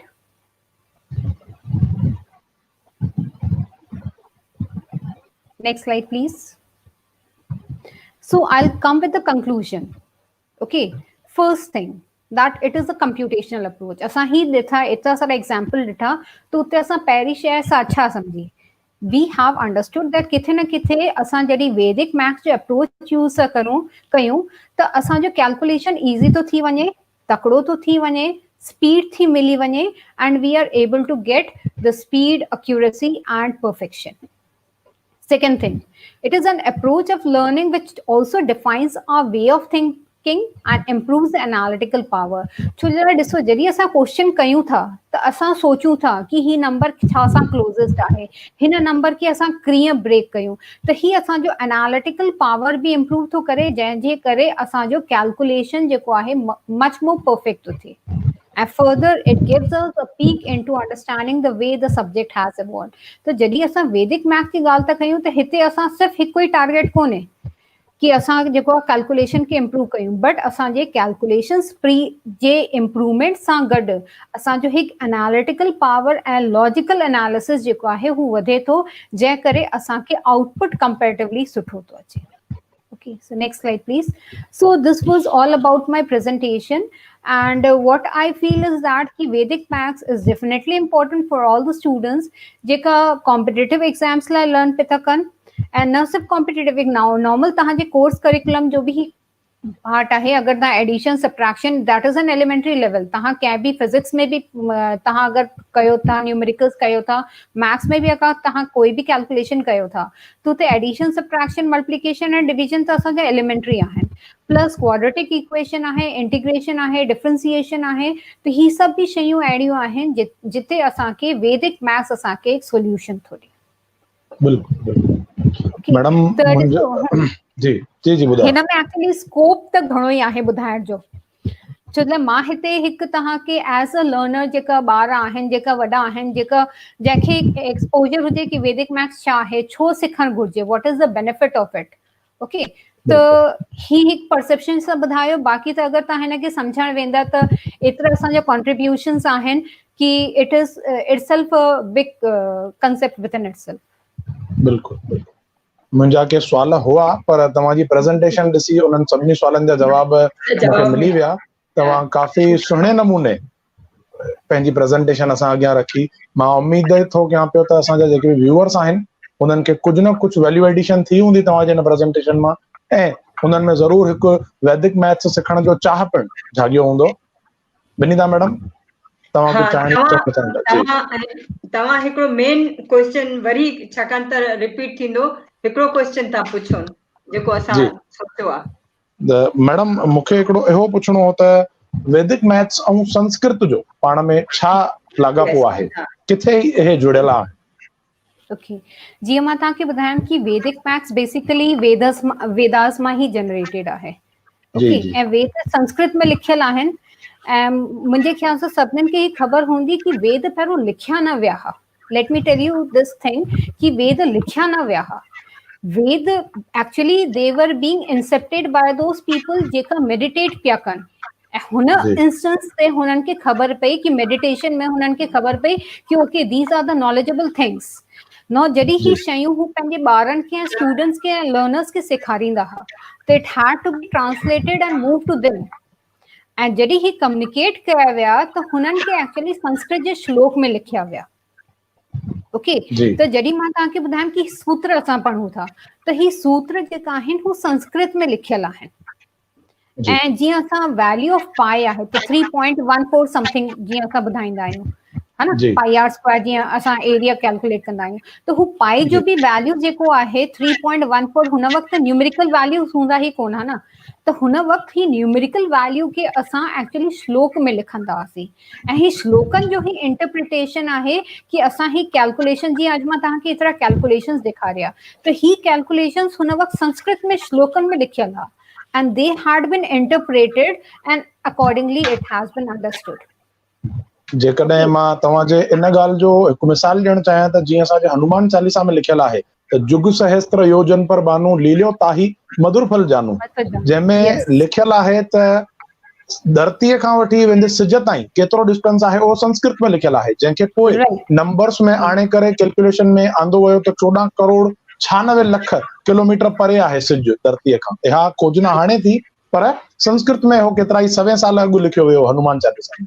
बिल्कुलु। ऐं हिकु शइ मां तव्हांखे बि ॿुधायां कि रामायण में जीअं हू जीअं घोड़े खे राम भॻवान घुमाईंदा आहिनि ऐं हुननि खे पुछंदा आहिनि कि केरु हिन खे जेको पकड़े वठंदो, त हुन में बि अगरि डिस्कशन आहे कि जॾहिं हू घोड़ो घुमे थो ऐं जॾहिं हुन लवकुश हुननि खे पकड़ीनि था, त हुन में बि जॾहिं हिन जो डिस्कशन आहे त हुन में बि असां जॾहिं काउंट मेंशन था कयूं त हू काउंट जेको आहे 100 खां बिलियन ताईं जेको आहे हू श्लोकनि में ही मेंशन्ड आहे। They have never used a numerical value over there. जी जी बिल्कुलु बिल्कुलु मैडम, तव्हां ॾाढो सुठे नमूने सवाल जो जवाब ॾिनो। छोला ॾिसो सर, हिन में कंसेप्ट घणई आहिनि, मीन्स मां हिते उहो ई थी चवां कि इट हैज़ इम्प्लीमेंटेशन इन astronomy, it has implementation in identifying कि ही कंसेप्ट किथां शुरू थियो। त जीअं असां यज्ञ कंदा आहियूं न, त यज्ञ में जेको हू हवन जो कंठ ठहंदो आहे त हुतां ही एक्चुअली कंसेप्ट शुरू थियो कि हूअ कीअं ठहणु घुरिजे, क्या छा डायमेंशन थियणु घुरिजे, पत्थरनि जो डायमेंशन छा हुजे ऐं कीअं हुन जो एरिया हुजे ऐं हर पत्थर जो कीअं रखियल वञे ताकि हुन एक मिनिमम सरफेस एरिया में मैक्सिमम आउटपुट थी वञे। त this is the basic concept, जितां ही कंसेप्ट शुरू थियो ऐं पोइ असां धीरे धीरे हुनखे हिकु मैथमेटिकल व्यू ॾिनो, हिकु मैथमेटिकल परसेप्शन ॾिनो ऐं अकॉर्डिंगली ही असांखे हिन फॉर्म ते आयो आहे। त मां त इहो ई रिक्वेस्ट कंदसि कि ॿारनि खे सिखणु घुरिजे। This is really very much helpful, न सिर्फ़ु ॿारनि खे, but this is one of the field जिते वॾा बि हिननि खे सिखी था सघनि, सम्झी था सघनि, because it has a new way of learning and it really improves your perspective of looking into the way of life. बिल्कुलु बिल्कुलु। विनीता मैडम, तव्हां कुझु चवणु चाहींदा? हा, मां इहो ई चवणु चाहींदसि त मूंखे हाणे एतिरी ॼाण त न आहे, पर जेको मां थोरो घणो सम्झी आहियां त हिन वैदिक गणित में केतिरा नाला जेके आहिनि से संस्कृत जा ई एडॉप्ट कया विया आहिनि। सही ॻाल्हि आहे? जी बिल्कुलु बिल्कुलु मैम। हा, ऐं ॿियो हिकु ॿी ॻाल्हि मां चवंदसि त जीअं तव्हां चयो त भई हुननि लिखिया न आहिनि, पर कनेक्ट थी करे उन्हनि खे जेको मैसेज मिलियो आहे उहो हिननि पेन डाउन कयो हूंदो, वॉटएवर जेको सिस्टम सां जेको थियो हूंदो उहो कयो हूंदो। उहो सिस्टम अॼु बि चालू अथव। मां पाण पंहिंजे ॿुधायांव थी त सुबुह जो मां जॾहिं मेडिटेशन ते वेंदी आहियां, मूंखे किताबु लिखणो हूंदो आहे, त जॾहिं कनेक्ट थींदी आहे त मूंखे अंदर में किताबु, मुंहिंजो सॼो मेडिटेशन में ही जो किताबु एहसासनि सां लिखजंदो वेंदो आहे, मुंहिंजो पहिरियों किताबु। ऐं उहो जेको एहसासनि सां ॻाल्हियूं थींदियूं आहिनि से माण्हुनि जे एहसासनि खे छुहंदियूं आहिनि। श्लोक जेके आहिनि से कनेक्ट थी करे जेके आहिनि, जेका वाइब्रेशन जो मूं चयो, तव्हां जेको स्टार्टिंग में जेको श्लोक चयो, उहो उनजी उहा वाइब्रेशन अञा ताणी कायम आहे, एनर्जी नेवर डाइज। त इहा तव्हांजी ॻाल्हि मूंखे ॾाढी वणी कि तमामु सही ॻाल्हि आहे ऐं तव्हांजो घणा घणा शुक्राना ऐं सदाईं गॾु। महिरबानी मैडम, तव्हां असां सां जुड़िया, पंहिंजी नॉलेज असां सां शेयर कई, तंहिंजे लाइ तव्हांजा लख लख शुक्राना। महिरबानी। शुक्राना विनीता मैम जो, जंहिं मूंखे हिकु प्लेटफॉर्म ॾिनो, एतिरो इनिशिएट करे, असां कोऑर्डिनेट करे ऐं शॉर्ट इंटरवल में असां हिनखे प्रस्तुत करे सघियासीं। जी जी, धन्यवाद। तो दोस्तों, ही हुआ डॉक्टर कोमल आसरानी जी। दोस्तों, मां तव्हांखे हिकु ॻाल्हि ॿुधाइणु चाहींदुमि त तव्हां इहा ॻाल्हि नोट कजो त जॾहिं बि दशहरो थींदो आहे, दशहरे खां एग्ज़ैक्ट 21 या वधि में वधि 22 ॾींहं पोइ ॾियारी मनाई वेंदी आहे। इन जे पुठियां बि मैथमेटिकल रीज़न आहे, छो त उन वक़्त में जॾहिं असां दशहरो इन करे मल्हाईंदा आहियूं त दशहरे ॾींहुं रावण जो वध कयो वियो हो ऐं ॾियारी इन करे मल्हाई वेंदी आहे त ॾियारीअ जे ॾींहुं भॻवान राम अयोध्या पहुता हुआ, उन्हनि जे स्वागत में उहा ॾियारी मल्हाई वेंदी आहे। त अॼु जेके साइंटिस्ट आहिनि उन्हनि इहा खोज कई आहे त उन वक़्त में लंका खां वठी वेंदे अयोध्या ताईं अचण में 21 खां 22 ॾींहंनि जो वक़्तु लॻी सघंदो हो उहो डिस्टेंस कवर करण में उन वक़्त जे रिसोर्सिस जे हिसाब सां। त दोस्तों इहो बि हिकु शास्त्रीय ज्ञान आहे, इहो बि असांजे वेदनि में आहे जेको असीं सालनि खां फॉलो कंदा आहियूं। न सिर्फ़ इहो पर असां जेका अॼु ग्यारस, ॿारस, सत्यनारायण, उमास मल्हाईंदा आहियूं, इहा सभु बि चंड जे अलॻि अलॻि 14 कलाउनि सां जुड़ियल आहे। त इहे सभु असीं सवे सालनि खां पंहिंजनि वेदनि जे हिसाब सां, शास्त्रनि जे हिसाब सां कंदा था अचूं, जेका किथे न किथे मैथ्स सां रिलेटेड आहे, किथे न किथे एस्ट्रोनॉमी सां रिलेटेड आहे। दोस्तों मां तव्हांखे इहो ॿुधाइण चाहींदुमि त India's contribution to maths is zero. Yes, you heard me correct. India's contribution to maths is zero. बिल्कुलु ज़ीरो जी इन्वेंशन इंडिया में ही थी हुई। असांजे आर्यभट्ट मैथ्स में जॾहिं ज़ीरो ॾिनो तॾहिं उहा मैथ्स अॻिते वधी ऐं अॼु जेके बि कंप्यूटर डिवाइसिस ठहनि था उन्हनि में कोडिंग जे लाइ जेकॾहिं ज़ीरो न हुजे त बाइनरी लैंग्वेज पॉसिबल ई कान्हे का। बाइनरी लैंग्वेज जेका थींदी आहे उहा 1 ऐं 0 जी कलेक्शन थींदी आहे, जेका कंहिं बि कंप्यूटर सॉफ्टवेयर खे, कंहिं बि मशीन खे कोड करण जे लाइ बेसिक रिक्वायरमेंट आहे। जॾहिं बि असीं इंडियन मैथमेटिक्स ते ॻाल्हाईंदा आहियूं तॾहिं आर्यभट्ट, एस रामानुजम या शकुंतला देवीअ जो नालो न अचे। इहे त मां सिर्फ़ु तव्हांखे इहे नाला ॿुधाए रहियो आहियां जेके हाणे वेझो असांजा मैथमेटिशियन थिया आहिनि इंडिया में। इन खां वधीक गुणवान, इन्हनि खां वधीक नॉलेजेबल मैथमेटिशियन इंडिया में हज़ारे साल अॻु हुआ, जिन जी खोजनाऊं अॼु असीं मञी रहिया आहियूं, जेके अॼु प्रूव थी रहियूं आहिनि। त मैडम हाणे वक़्तु आहे असांजे नेक्स्ट गेस्ट खे घुराइण जो। मां अर्ज़ कंदसि डॉक्टर भरत खुशालानी जी खे, जेके जिन जो परिचय जेतिरो ॾिजे थोरो आहे। बिल्कुलु बिल्कुलु, घणा घणा शुक्राना अची करे असांजे शो जो शोभा वधाई आहे तव्हां ऐं निखिल जी तव्हां हिननि जा जी जी बिल्कुलु बिल्कुलु सर, तव्हांजो स्वागत आहे अॼु जे प्रोग्राम में। जय झूलेलाल। दोस्तों मां तव्हांखे डॉक्टर भरत खुशालानी जी लाइ 2 अखर ॿुधाइण चाहींदुसि त सर PhD कई आहे इन एरोस्पेस इंजीनियरिंग में कैलिफोर्निया अमेरिका जी यूनिवर्सिटी मां साल 2004 में। उन खां पोइ अॼु हू इंडिया में एज अ कंसल्टेंट पंहिंजूं शेवाऊं ॾेई रहिया आहिनि केतिरनि ई कंपनीज़ खे। इन खां पोइ इन सां गॾोगॾु उन्हनि नासा, बोइंग, इसरो ऐं उन खां पोइ Airbus, JPL, US air force, US navy, Jawaharlal research institute वग़ैरह में बि पंहिंजूं सेवाऊं ॾिनियूं आहिनि। सर जा अॼु ताईं 52 अटकल रिसर्च पेपर्स ऐं रिपोर्ट्स इंटरनेशनल जर्नल्स ऐं मैगज़ीन्स में छपजी चुका आहिनि। सर गॾो इन्हनि एरोस्पेस ऐं उन्हनि सां गॾोगॾु लिटरेचर ते पिणु लिखंदा आहिनि। सर जा 12 इंफॉर्मेटिव ऐं लिटरेचर ते किताब इंडिया एज वेल एज अब्रॉड में छपजी चुका आहिनि। मां थोरे में ईअं चवंदुसि त डॉक्टर भरत खुशालानी सर हिकु बहुगुणी शख्सियत आहिनि जिन में केतिरियूं ई ख़ासियतूं ऐं खूबियूं आहिनि। ऐं मां सर खे अर्ज़ु कंदुमि त अॼु जेको असांजो टॉपिक आहे वैदिक मैथ्स ऐं खगोल शास्त्र, उन ते पंहिंजा वीचार ज़रूर पेश कंदा ऐं पंहिंजी इंफॉर्मेशन ज़रूर ॾींदा।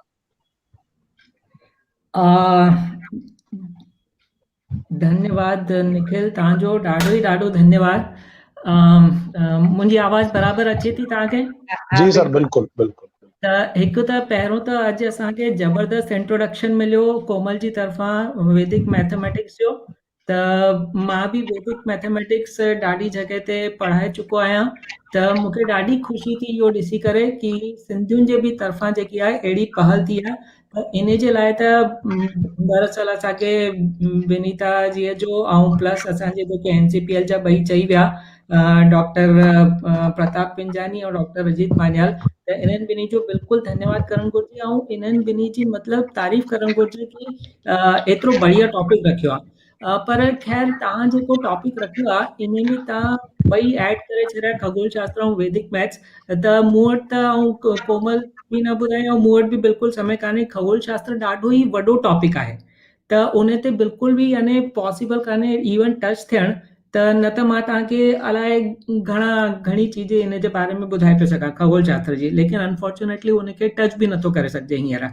त ॿी ॻाल्हि इहा आहे की हींअर कोमल चयो की लास्ट में जॾहिं तव्हां सां ॻाल्हाए पई त जेकी नंबर सिस्टम आहे वेद में, त उन्हनि जी उहा जेकी नंबर सिस्टम हुन चई 10 खां वठी करे ॾाढी वॾी संख्या ताईं, त उहा हिकु पॉइंट मां इलेबोरेट थो कयां। ऐं ॿी ॻाल्हि हुननि ॾाढी सुठी चई उहा आहे की जॾहिं हवन में जेके आहिनि उहे रखंदा हुआ त मैक्सिमम सरफेस एरिया खे कंदा हुआ। त मां सेकेंड उहा पॉइंट तव्हांखे ॿुधायां थो पियो उहा कीअं आहे।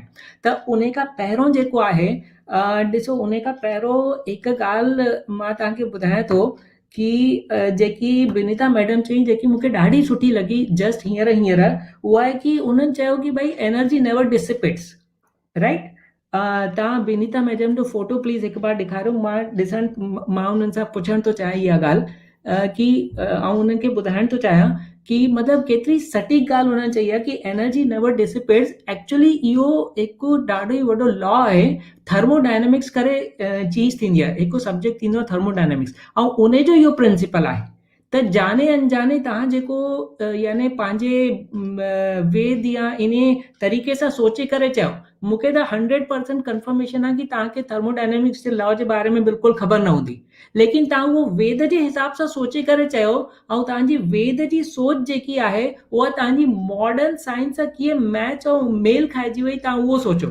तव्हांजे लॉ ऑफ थर्मोडायनेमिक्स तव्हांजे वेद जी सोच सां मैच थो खाइजी वञे ऐं तव्हांखे पतो बि नथो लॻे पियो। त इन प्रकार सां इहे सभु वर्तमान ऐं जेके असांजा पहिरियों जा आहिनि उहे सॼा जुड़ियल आहिनि, त असांखे पतो बि नथो पए की उहे कीअं कंहिं प्रकार सां जुड़ियल आहिनि।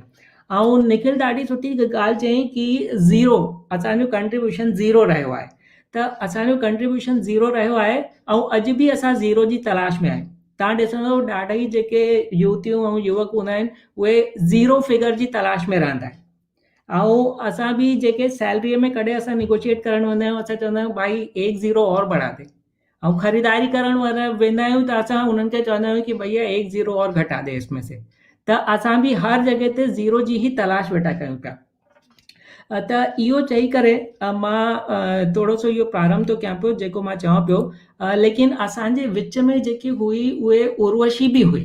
त हाणे अगरि मां हिकु श्लोक सां थो शुरू करणु चाहियां पियो, त उन श्लोक सां मां शुरू करणु थो चाहियां त मूंखे ईअं लॻे थो पियो कि भाई यानी मुंहिंजो तरीक़ो जेको आहे उहो पढ़ण जो, मूंखे संस्कृत त बराबरि ईंदी ई कान्हे एक्चुअली।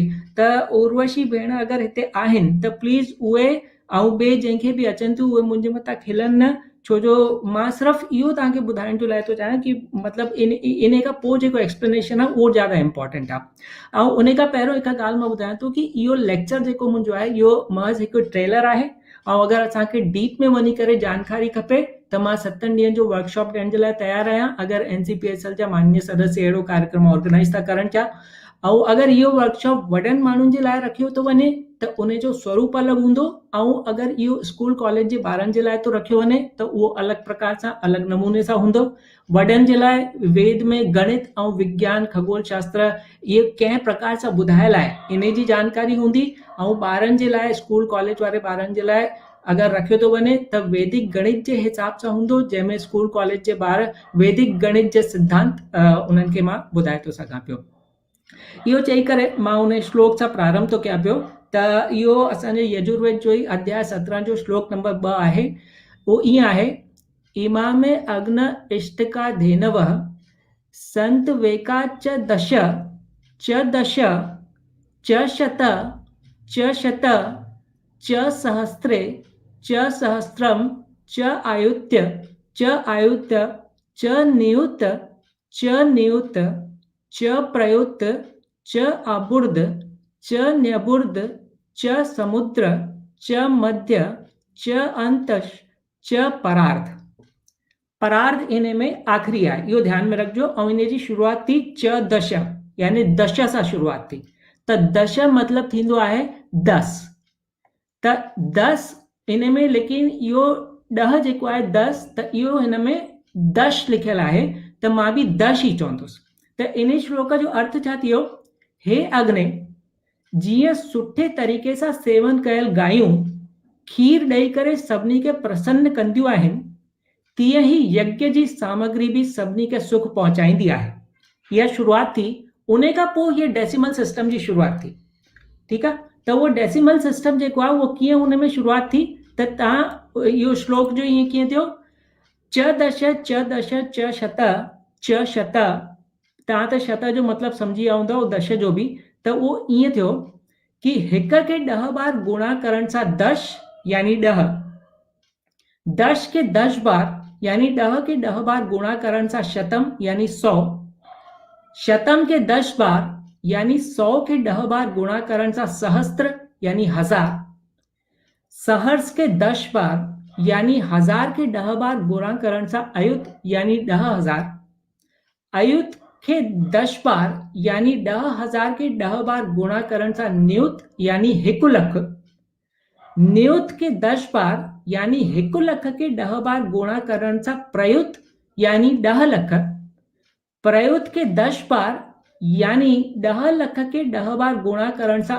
अर्बुद यानी 1 करोड़ अर्बुद के 10 बार यानी 1 करोड़ के 10 बार गुणा करण सां न्यारबुद यानी 10 करोड़ न्यारबुद के 10 बार यानी 10 करोड़ के 10 बार गुणा करण सां समुद्र यानी 1 अरब समुद्र के 10 बार यानी 1 अरब के 10 बार गुणा करण सां मध्य यानी 10 अरब मध्य के 10 बार यानी 10 अरब के 10 बार गुणा करण सां अंत यानी 100 अरब यानी 1 खरब अंत के 10 बार यानी 1 खरब के 10 बार गुणा करण सां परार्ध यानी 10 खरब त मां तव्हांखे ॿुधायो परार्ध जेको आहे उहो आख़िरीअ में अची वियो हिन श्लोक में त परार्ध ताईं इहो श्लोक वियो आहे 1 सां शुरू करे त परार्ध ताईं पहुची वियो यानी परार्ध यानी 10 खरब ठीकु आहे त अगरि कंहिं माण्हूअ वटि 1 अरब रुपया आहिनि त इन जो मतिलबु आहे कि इन श्लोक जे हिसाब सां उन वटि घणो थी वियो 1 समुद्र थी वियो यानी उन समय बि इहो हले पियो ये अॼु खां केतिरा साल पुराणी ॻाल्हि आहे त उन समय ते जेको आहे उहो चयो वेंदो कि हिन वटि 1 समुद्र थी वियो त इहा प्रणाली मां थोरी विस्तार सां हिन करे तव्हांखे ॿुधाई इन जो रीज़न आहे अॻिते ॾिसूं था त जीअं अॼुकल्ह जा माण्हू चवंदा आहिनि तो वटि 1 लख आहे कि 10 लख आहिनि कि 1 करोड़ आहे तीअं ई पहिरों जा माण्हू चवंदा हुआ कि तो वटि नियुत आहे कि प्रयुत आहे कि अर्बुद आहे छो जो नियुत यानी लख प्रयुत यानी 10 लख अर्बुद यानी 1 करोड़ त अॼु डॉक्टर प्रताप पंजवानीअ जो इंट्रो थियो त उन खां पोइ निखिल उन खे चयूंसि तव्हांजा लख लख शुक्राना तव्हां रिकॉर्डिंग में ॾिसी वठो त उहो अगरि पहिरों हुजे हा निखिल त पहिरों जे ज़माने में मतिलबु त उहो उन्हनि खे चयनि हा तव्हांजो नियुत शुक्राना ऐं तीअं ई डॉक्टर अजीत मंजाल खे उन्हनि चयो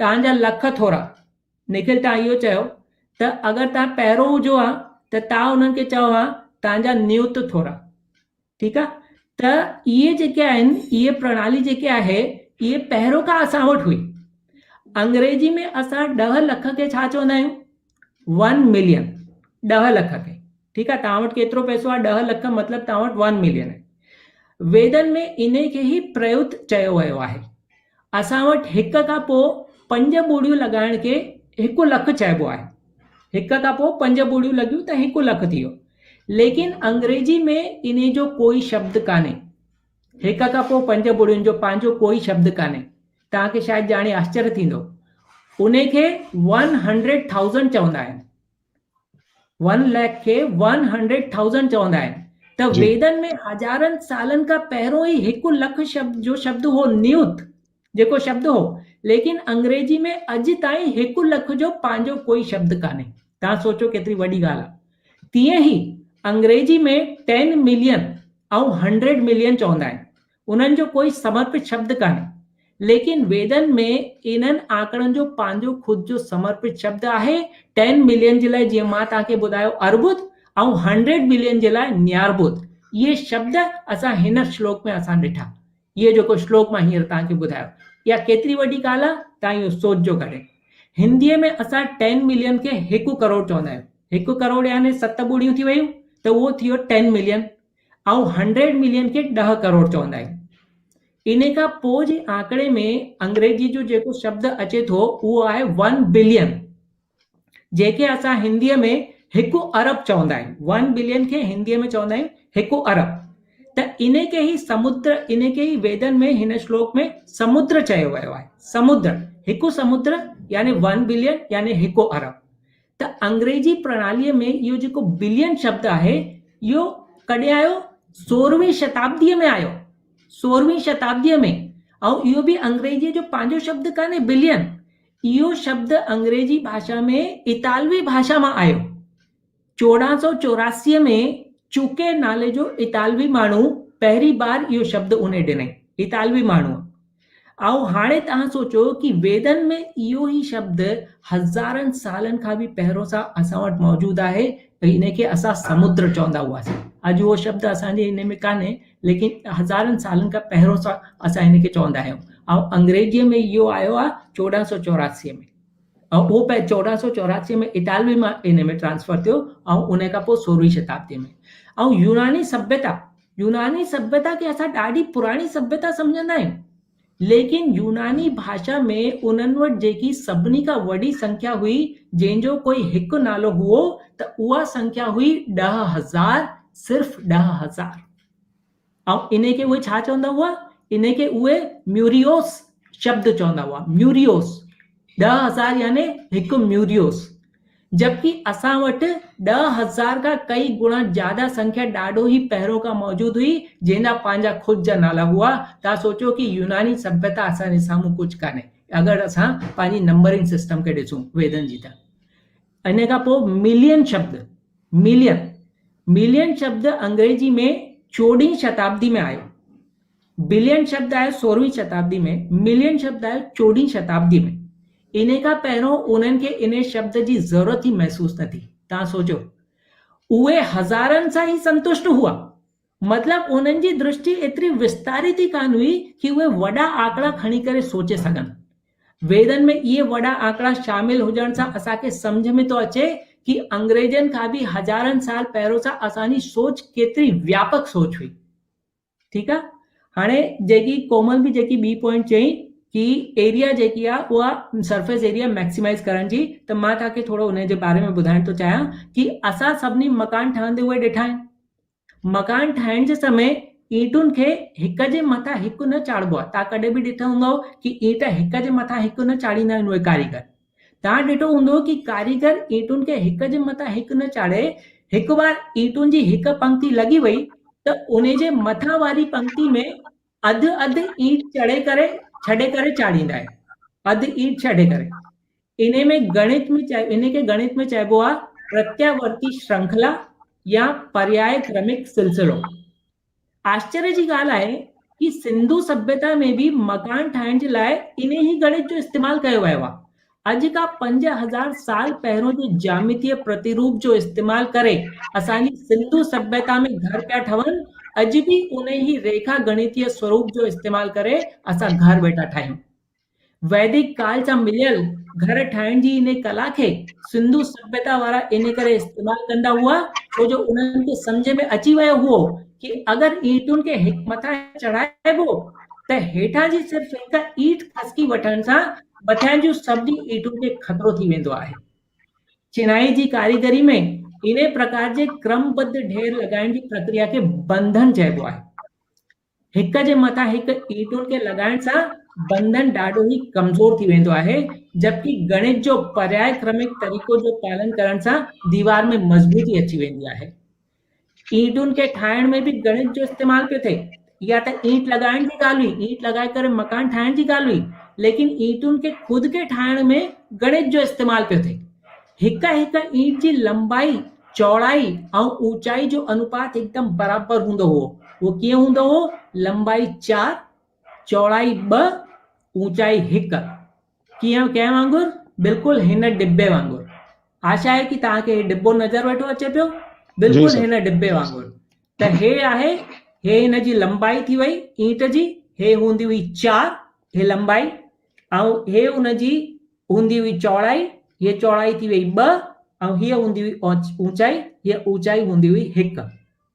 त 4, 2, 1 यानी ईंट ठाहिण में भी गणित जो प्रिसाइज गणित जो जेको आहे उहो इस्तेमाल पियो थिए पियो।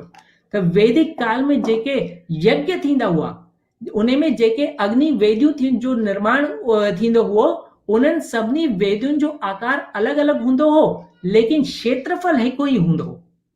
आकार अलॻि लेकिन क्षेत्रफल हिकु। इन्हनि अग्नि वेदियुनि खे जलियल ईंटुनि जी 5 परतुनि सां ठाहियल वेंदो हो, 5 परतूं। त जलियल ईंटूं जेकी हूंदियूं उन जूं 5 परतूं लॻंदियूं हुयूं। हिक जलियल ईंट जी परत जे मथां ॿी परत जे मथां टी जे मथां चौथी ऐं चौथी जे मथां 5। हिक अन्य शर्त इहा हूंदी हुई कि हर परत में 200 ईंटूं हुजनि ऐं ॿिनि समतल परतनि में ईंटुनि जी व्यवस्था साॻी न हुजणु घुरिजे। साॻियो क्षेत्रफल लेकिन अलॻि अलॻि आकार। गणित जो इहो सिद्धांत न केवल वेदनि में इन जो जिक्र थो मिले, बल्कि यज्ञ जी वेदी ठाहिण में इन जो व्यवहारिक तरीक़े सां इस्तेमाल करण जो प्रमाण बि थो मिले पियो। त अञा त मूं ॿियो कुझु बि चई थो सघां, लेकिन मुंहिंजे ख्याल सां टाइम थोरो घटि आहे, त मां जीअं कोमल बि थोरा एग्जाम्पल्स ॾिनई, त मां तव्हांखे थोरा सा एग्जाम्पल्स ॾियण थो चाहियां पियो, ताकि ईअं न लॻे कि हिन लेक्चर में जेको आहे उहो ॿारनि जे लाइ कुझु न हो, वैदिक मैथमेटिक्स वारनि जे लाइ कुझु न हो। त थोड़ा सा मां जेको मां चयो आहे उन जे हिसाब सां मां तव्हांखे थोड़ा सा एग्जाम्पल्स थो ॾियणु चाहियां पियो। त हिकु बार सिर्फ़ अगरि निखिल तव्हां कंफर्म करे छॾींदव कि जेको आहे मां बराबर सां मुंहिंजी स्क्रीन जेकी आहे मां शेयर करे थो सघां अगरि, त छो एग्जाम्पल्स ॾियण में मूंखे विनीता मैडम कुझु चई रहिया आहिनि।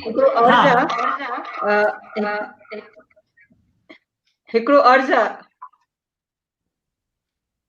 हा, मां ॿुधायां थो। हा, त तव्हां जेको हींअर असांखे सम्झाइण ॾियणु चाहियो था, त उहो असांखे उनजा कुझु सुवाल आहिनि, त उनमें असांखे जवाबु मिली वेंदो, त रिपीटेशन न थींदी। त मां इहो बहितर थींदो त मां तव्हां खां सुवाल पुछां, उनमें ई इहो तव्हांजो जवाबु मिलंदा। बढ़िया, लेकिन मुंहिंजा जेके हुआ उहे गणित जा एग्जाम्पल्स हुआ, लेकिन तव्हां हाणे इन में रिपीटेशन थींदी, त मां तव्हां खां सुवाल ई पुछां। हा, बिल्कुलु। हा,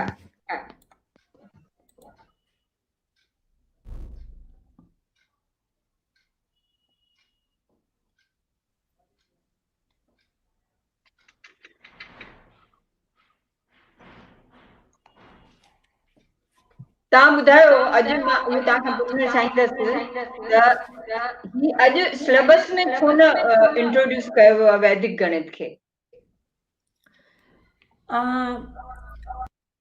ॾिसो, वैदिक गणित खे सिलेबस में इंट्रोड्यूस करण जे लाइ यानी असांजे देश में छा आहे, पॉलिटिक्स ॾाढी ज़्यादा खेॾी वेंदी आहे, लेकिन इन सिलेबस खे इंट्रोड्यूस करण में वॾनि माण्हुनि जो बि हथु ईंदो आहे। असांजे देश जो मेजर प्रॉब्लम वैदिक मैथमेटिक्स सां गॾु इहो रहियो आहे कि जेतिरा बि जेके साइंटिस्ट आहिनि, वॾा इंजीनियर्स, डॉक्टर्स, जेके वॾा आहिनि, ऐं जेके वॾा फैकल्टी मेंबर्स IIT वग़ैरह जा बि, त इहे सभु जेके आहिनि एक्चुअली इहे अगेंस्ट आहिनि।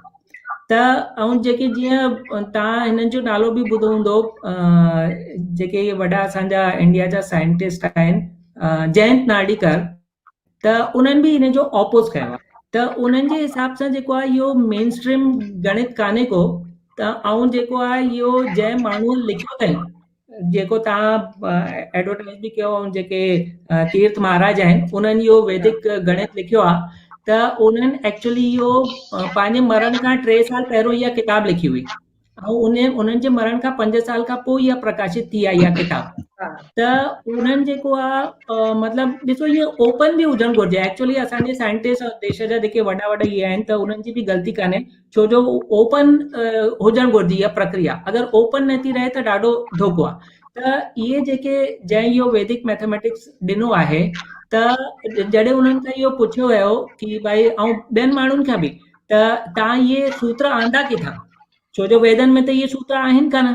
त उन्हनि सभिनी जो इहो चवणु हो कि भाई इहो जेको आहे इहो यजुर्वेद जो परिशिष्ट आहे, यानी अपेंडिक्स जंहिंखे चइबो आहे। त अहिड़ो कोई हो बि कान, छो जो सभिनी खे ख़बर आहे कि भाई इहे सॼा वेद जेके आहिनि इहे त हे आहिनि, ऐं हिननि जो अहिड़ो कोई परिशिष्ट आहे बि कान।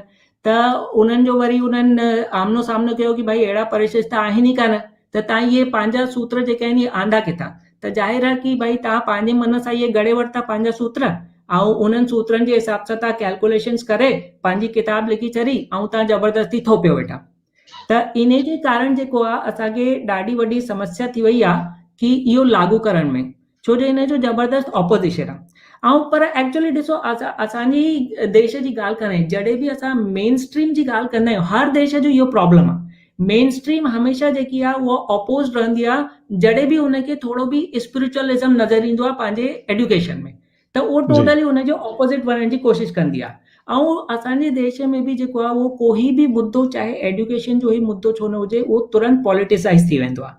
पर असांजे देश में अॼुकल्ह जी जहिड़ो पॉलिटिकल रुख आहे, मूंखे त ॾाढे आश्चर्य जी ॻाल्हि आहे कि उहो अहिड़ो रुख आहे सैफ्रॉन कलर जो आहे, त उन में वैदिक गणित खे जेको आहे उहो करिकुलम में छो न रखे सघिया आहिनि उहे, जबकि उन्हनि जे लाइ मतिलबु उहे त इन्हनि चीजुनि खे उहे फॉलो करण वारा आहिनि। त इन जे मां तव्हांखां हिकिड़ो सुवाल ॿियो पुछंदसि त बिल्कुलु छाहे जो असांखे थोरी टाइम लिमिट बि आहे, ऐं मां तव्हांखे इहो ॿुधाए छॾियां त जल्दी ई आफ्टर दिवाली, जीअं तव्हां चयो तव्हांखे वर्कशॉप्स रखणा आहिनि, असां रखंदासीं तव्हांजा वर्कशॉप्स। मां तव्हां सां इन सां अलॻि हटके मां तव्हां सां ॻाल्हाईंदसि ऐं सम्झंदसि, ऐं इहे वर्कशॉप्स ज़रूरु कबा, छो इहो ज़रूरी आहे असांजे साम्हूं असांजी सभ्यता, वेदनि जी सभ्यता साम्हूं अचे। असांजो इहो ई मिशन आहे। त मां हींअर छाकाणि वक़्त जी नज़ाकत ख़ाली हिकिड़ो पछाड़ीअ सुवाल तव्हांखां पुछंदसि, तव्हांजी छा राय आहे त भई इन खे इंट्रोड्यूस करणु खपे सिलेबस में या न? थोरे मूंखे इन जो जवाबु ॾियो। बिल्कुलु। ॾिसो विनीता जी, मतिलबु तव्हां मूंखां पुछंदो जेको हिकु गणितज्ञ माण्हू आहे, खगोल शास्त्री माण्हू आहे, त तव्हां छा एक्सपेक्ट करणु घुरिजो? मां त बिल्कुलु चवंदो, ऐं मां त ख़ुदि ॾेई आयो आहियां, त मां त बिल्कुलु यानी जोर शोर सां चवंदुसि कि भाई करणु घुरिजे। ऐं मां इहो चवंदुसि कि भाई जेके इहे ॿई ऑपोज़्ड पार्टीज़ आहिनि, दीदी, हिकु तरफ़ असांजे वैदिक मैथ्स जा प्रोपोनेंट आहिनि, हिकु तरफ़ उन जा ऑपोनेंट आहिनि। ऑपोनेंट जे कारण असां अॻिते न वेठा वधी सघूं पिया।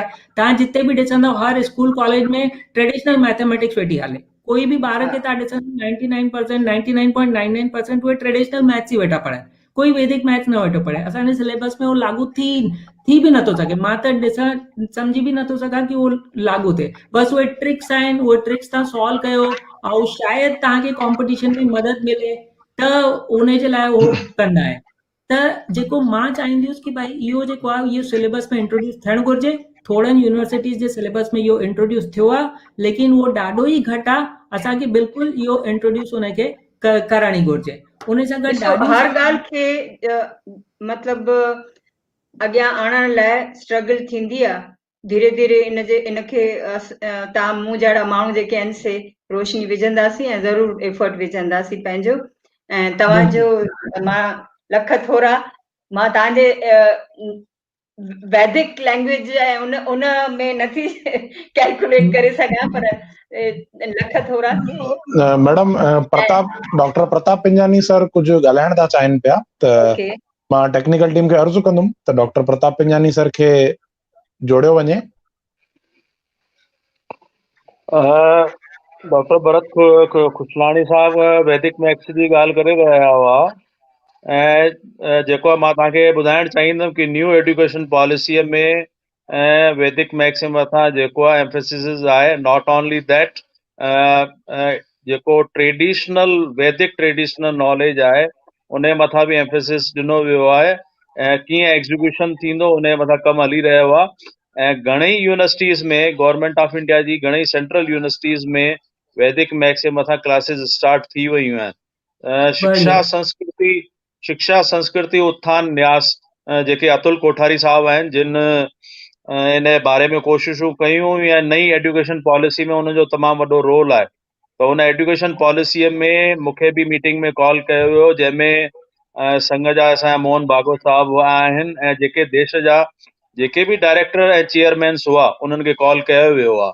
त असांजी वैदिक परंपरा खे ऐं इन वैदिक मैथ्स खे असां उन में इनकॉर्पोरेट कयो आहे, ऐं नियर फ्यूचर में उन जी प्लानिंग हली रही आहे कि कीअं असां उन्हनि ॿारनि ताईं पहुचायूं। अॼु जो इन प्रोग्राम जो कारण बि इहो इन करे ई मां इनिशिएटिव एॾो जल्दी खयो कि न बिल्कुलु जेको आहे इहो असांजे ॿारनि जे साम्हूं अचणु घुरिजे, इन जो बेनिफिट मिलणु घुरिजे असांजे समाज खे। त अहिड़ी का ॻाल्हि कान्हे। सेंट्रल गवर्नमेंट, नरेंद्र मोदी साहब जेके असांजा प्राइम मिनिस्टर आहिनि, ही इज़ द रियल योगी, असांजो एजुकेशन मिनिस्टर साहब जेके निशंक साहब आहिनि उहे काफ़ी एफर्ट्स खणी रहिया आहिनि जेको आहे त नियर फ्यूचर में असांजे ॿारनि खे इन वैदिक मैथ्स जो ऐं वैदिक परंपरा जो नॉलेज मिलंदो अॻियां हली। धन्यवाद इंफॉर्मेशन लाइ ऐं ज़रूर असां तव्हां सां इन बारे में ॻाल्हाईंदासीं ऐं वर्कशॉप कंडक्ट करण जे लाइ असां तव्हांखे असां प्रपोज़ल मोकिलींदासीं। धन्यवाद। Thank U.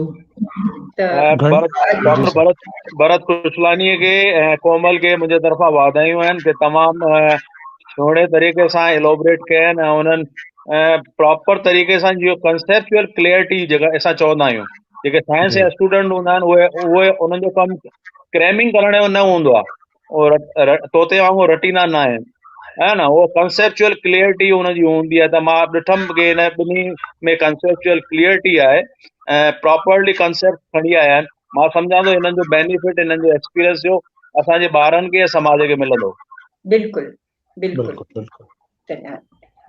सर, तव्हां असां सां जुड़िया, पंहिंजी इंफॉर्मेशन ॾिनी, तंहिंजे लाइ मां डॉक्टर प्रताप पिंजानी जी जो, डॉक्टर भरत खुशालानी जी जो तहे दिल सां शुक्रगुज़ार आहियां। तव्हांजी खोड़ खोड़ महिरबानी। तो दोस्तों, ही हुआ डॉक्टर भरत खुशालानी जी ऐं डॉक्टर प्रताप पिंजानी जी, जिन पंहिंजा वीचार असांजे अॻियां रखिया।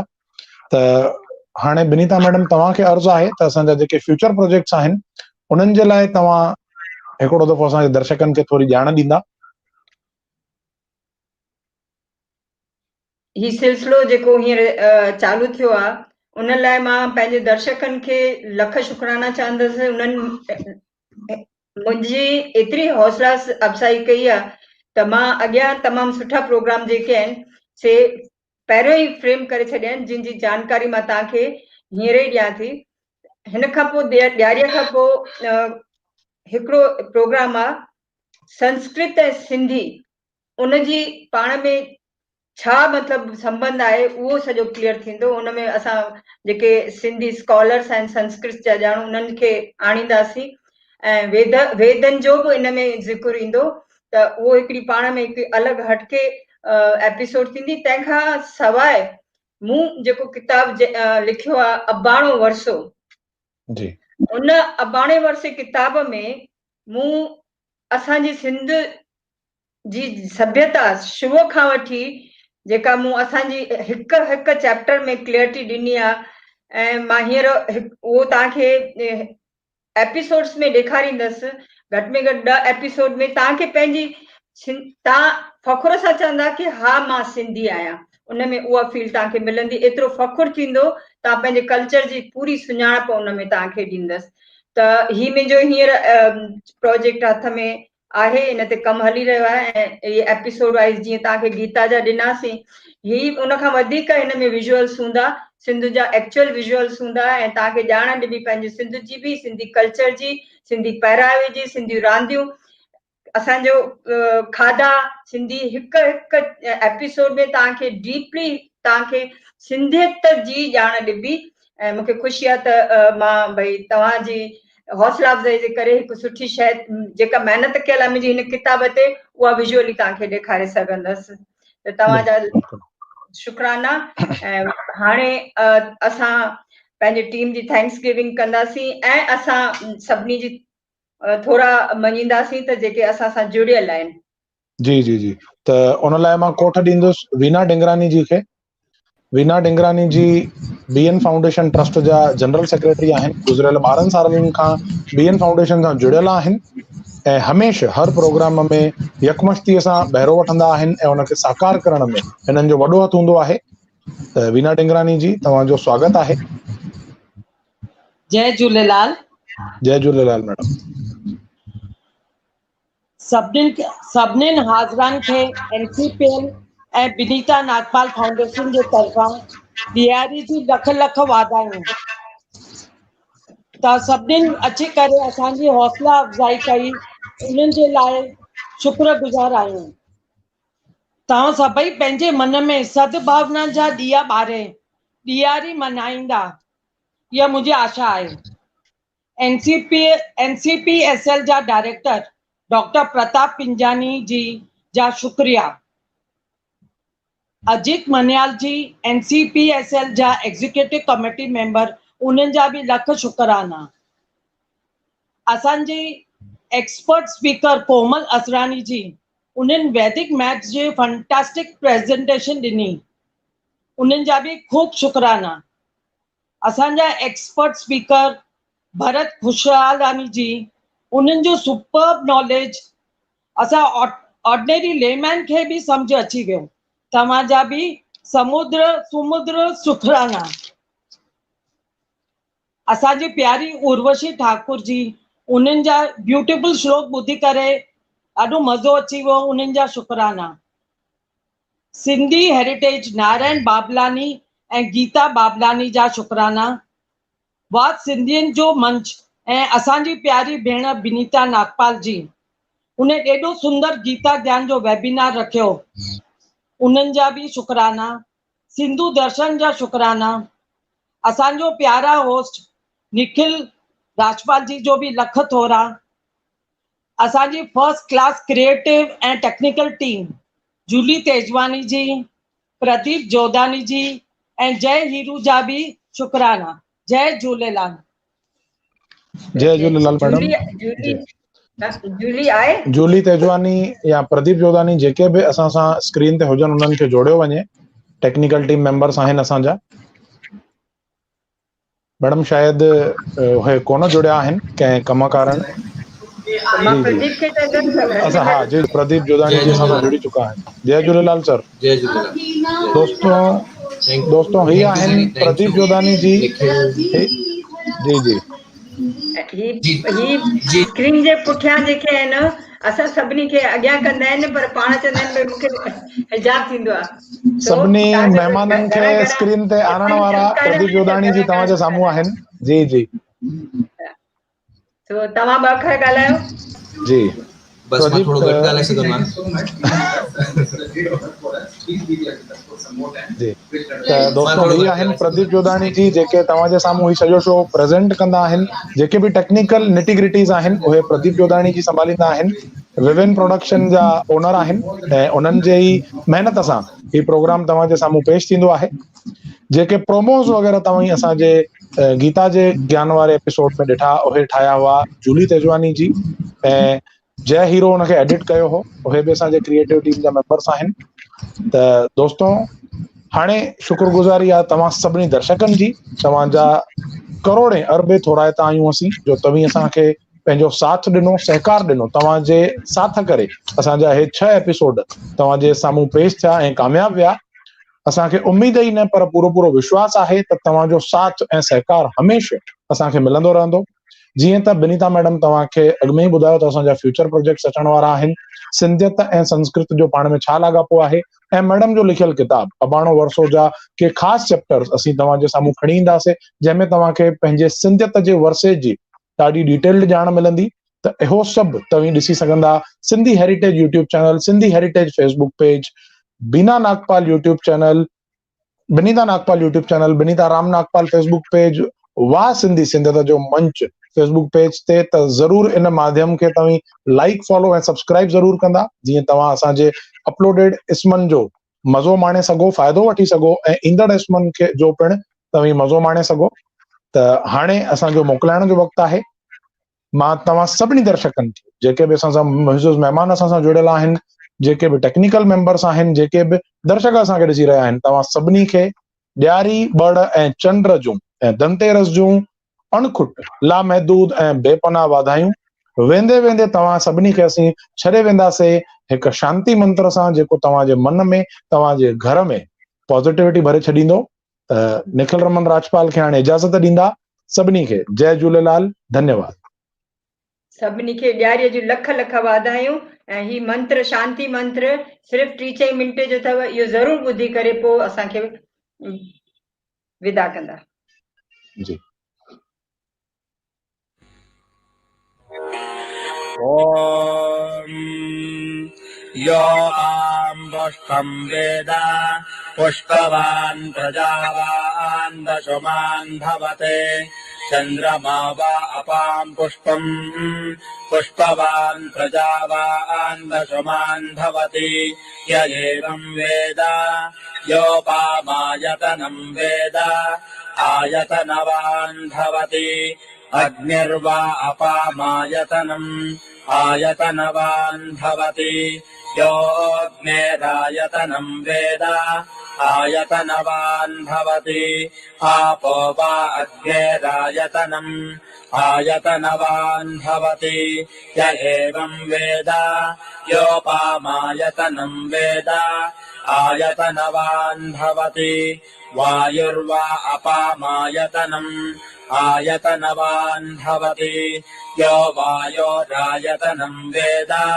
आयतनवान् भवति आपो वै वायोरायतनम् आयतनवान् भवति य एवम् वेद योपामायतनम् वेद आयतनवान् भवति असौ वै तपन्नपामायतनम् आयतनवान् भवति योमश्यतपत आयतनम् वेद आयतनवान् भवति आपो वा अमुष्यतपत आयतनम् आयतनवान् भवति य एवम् वेद योपामायतनम् वेद आयतनवान् भवति चन्द्रमा वा अपामायतनम् आयतनवान् भवति यश्चन्द्रमस आयतनम् वेद आयतनवान् भवति आपो वै चन्द्रमस आयतनम् आयतनवान् भवति य एवम् वेद योपामायतनम् वेद आयतनवान् भवति नक्षत्राणि वा अपामायतनम् आयतनवान् भवति यो नक्षत्राणामायतनम् वेद आयतनवान् भवति आपो वै नक्षत्राणामायतनम् आयतनवान् भवति य एवम् वेद योपामायतनम् वेद आयतनवान् भवति पर्जन्यो वा अपामायतनम् आयतनवान् भवति यः पर्जन्यस्यायतनम् वेद आयतनवान् भवति आपो वै पर्जन्यस्यायतनम् आयतनवान् भवति य एवम् वेद योपामायतनम् वेद आयतनवान् भवति संवत्सरो वा अपामायतनम् आयतनवान् भवति यः संवत्सरस्यायतनम् वेद आयतनवान् भवति आपो वै संवत्सरस्यायतनम् आयतनवान् भवति य एवम् वेद योऽप्सुनावम् प्रतिष्ठिताम् वेद प्रत्येव तिष्ठति राजाधिराजाय प्रसह्य साहिने नमो वयम् वै श्रवणाय कुर्महे समे कामान् कामकामाय मह्यम् कामेश्वरो वै श्रवणो ददातो कुबेराय वै श्रवणाय महाराजाय नमः।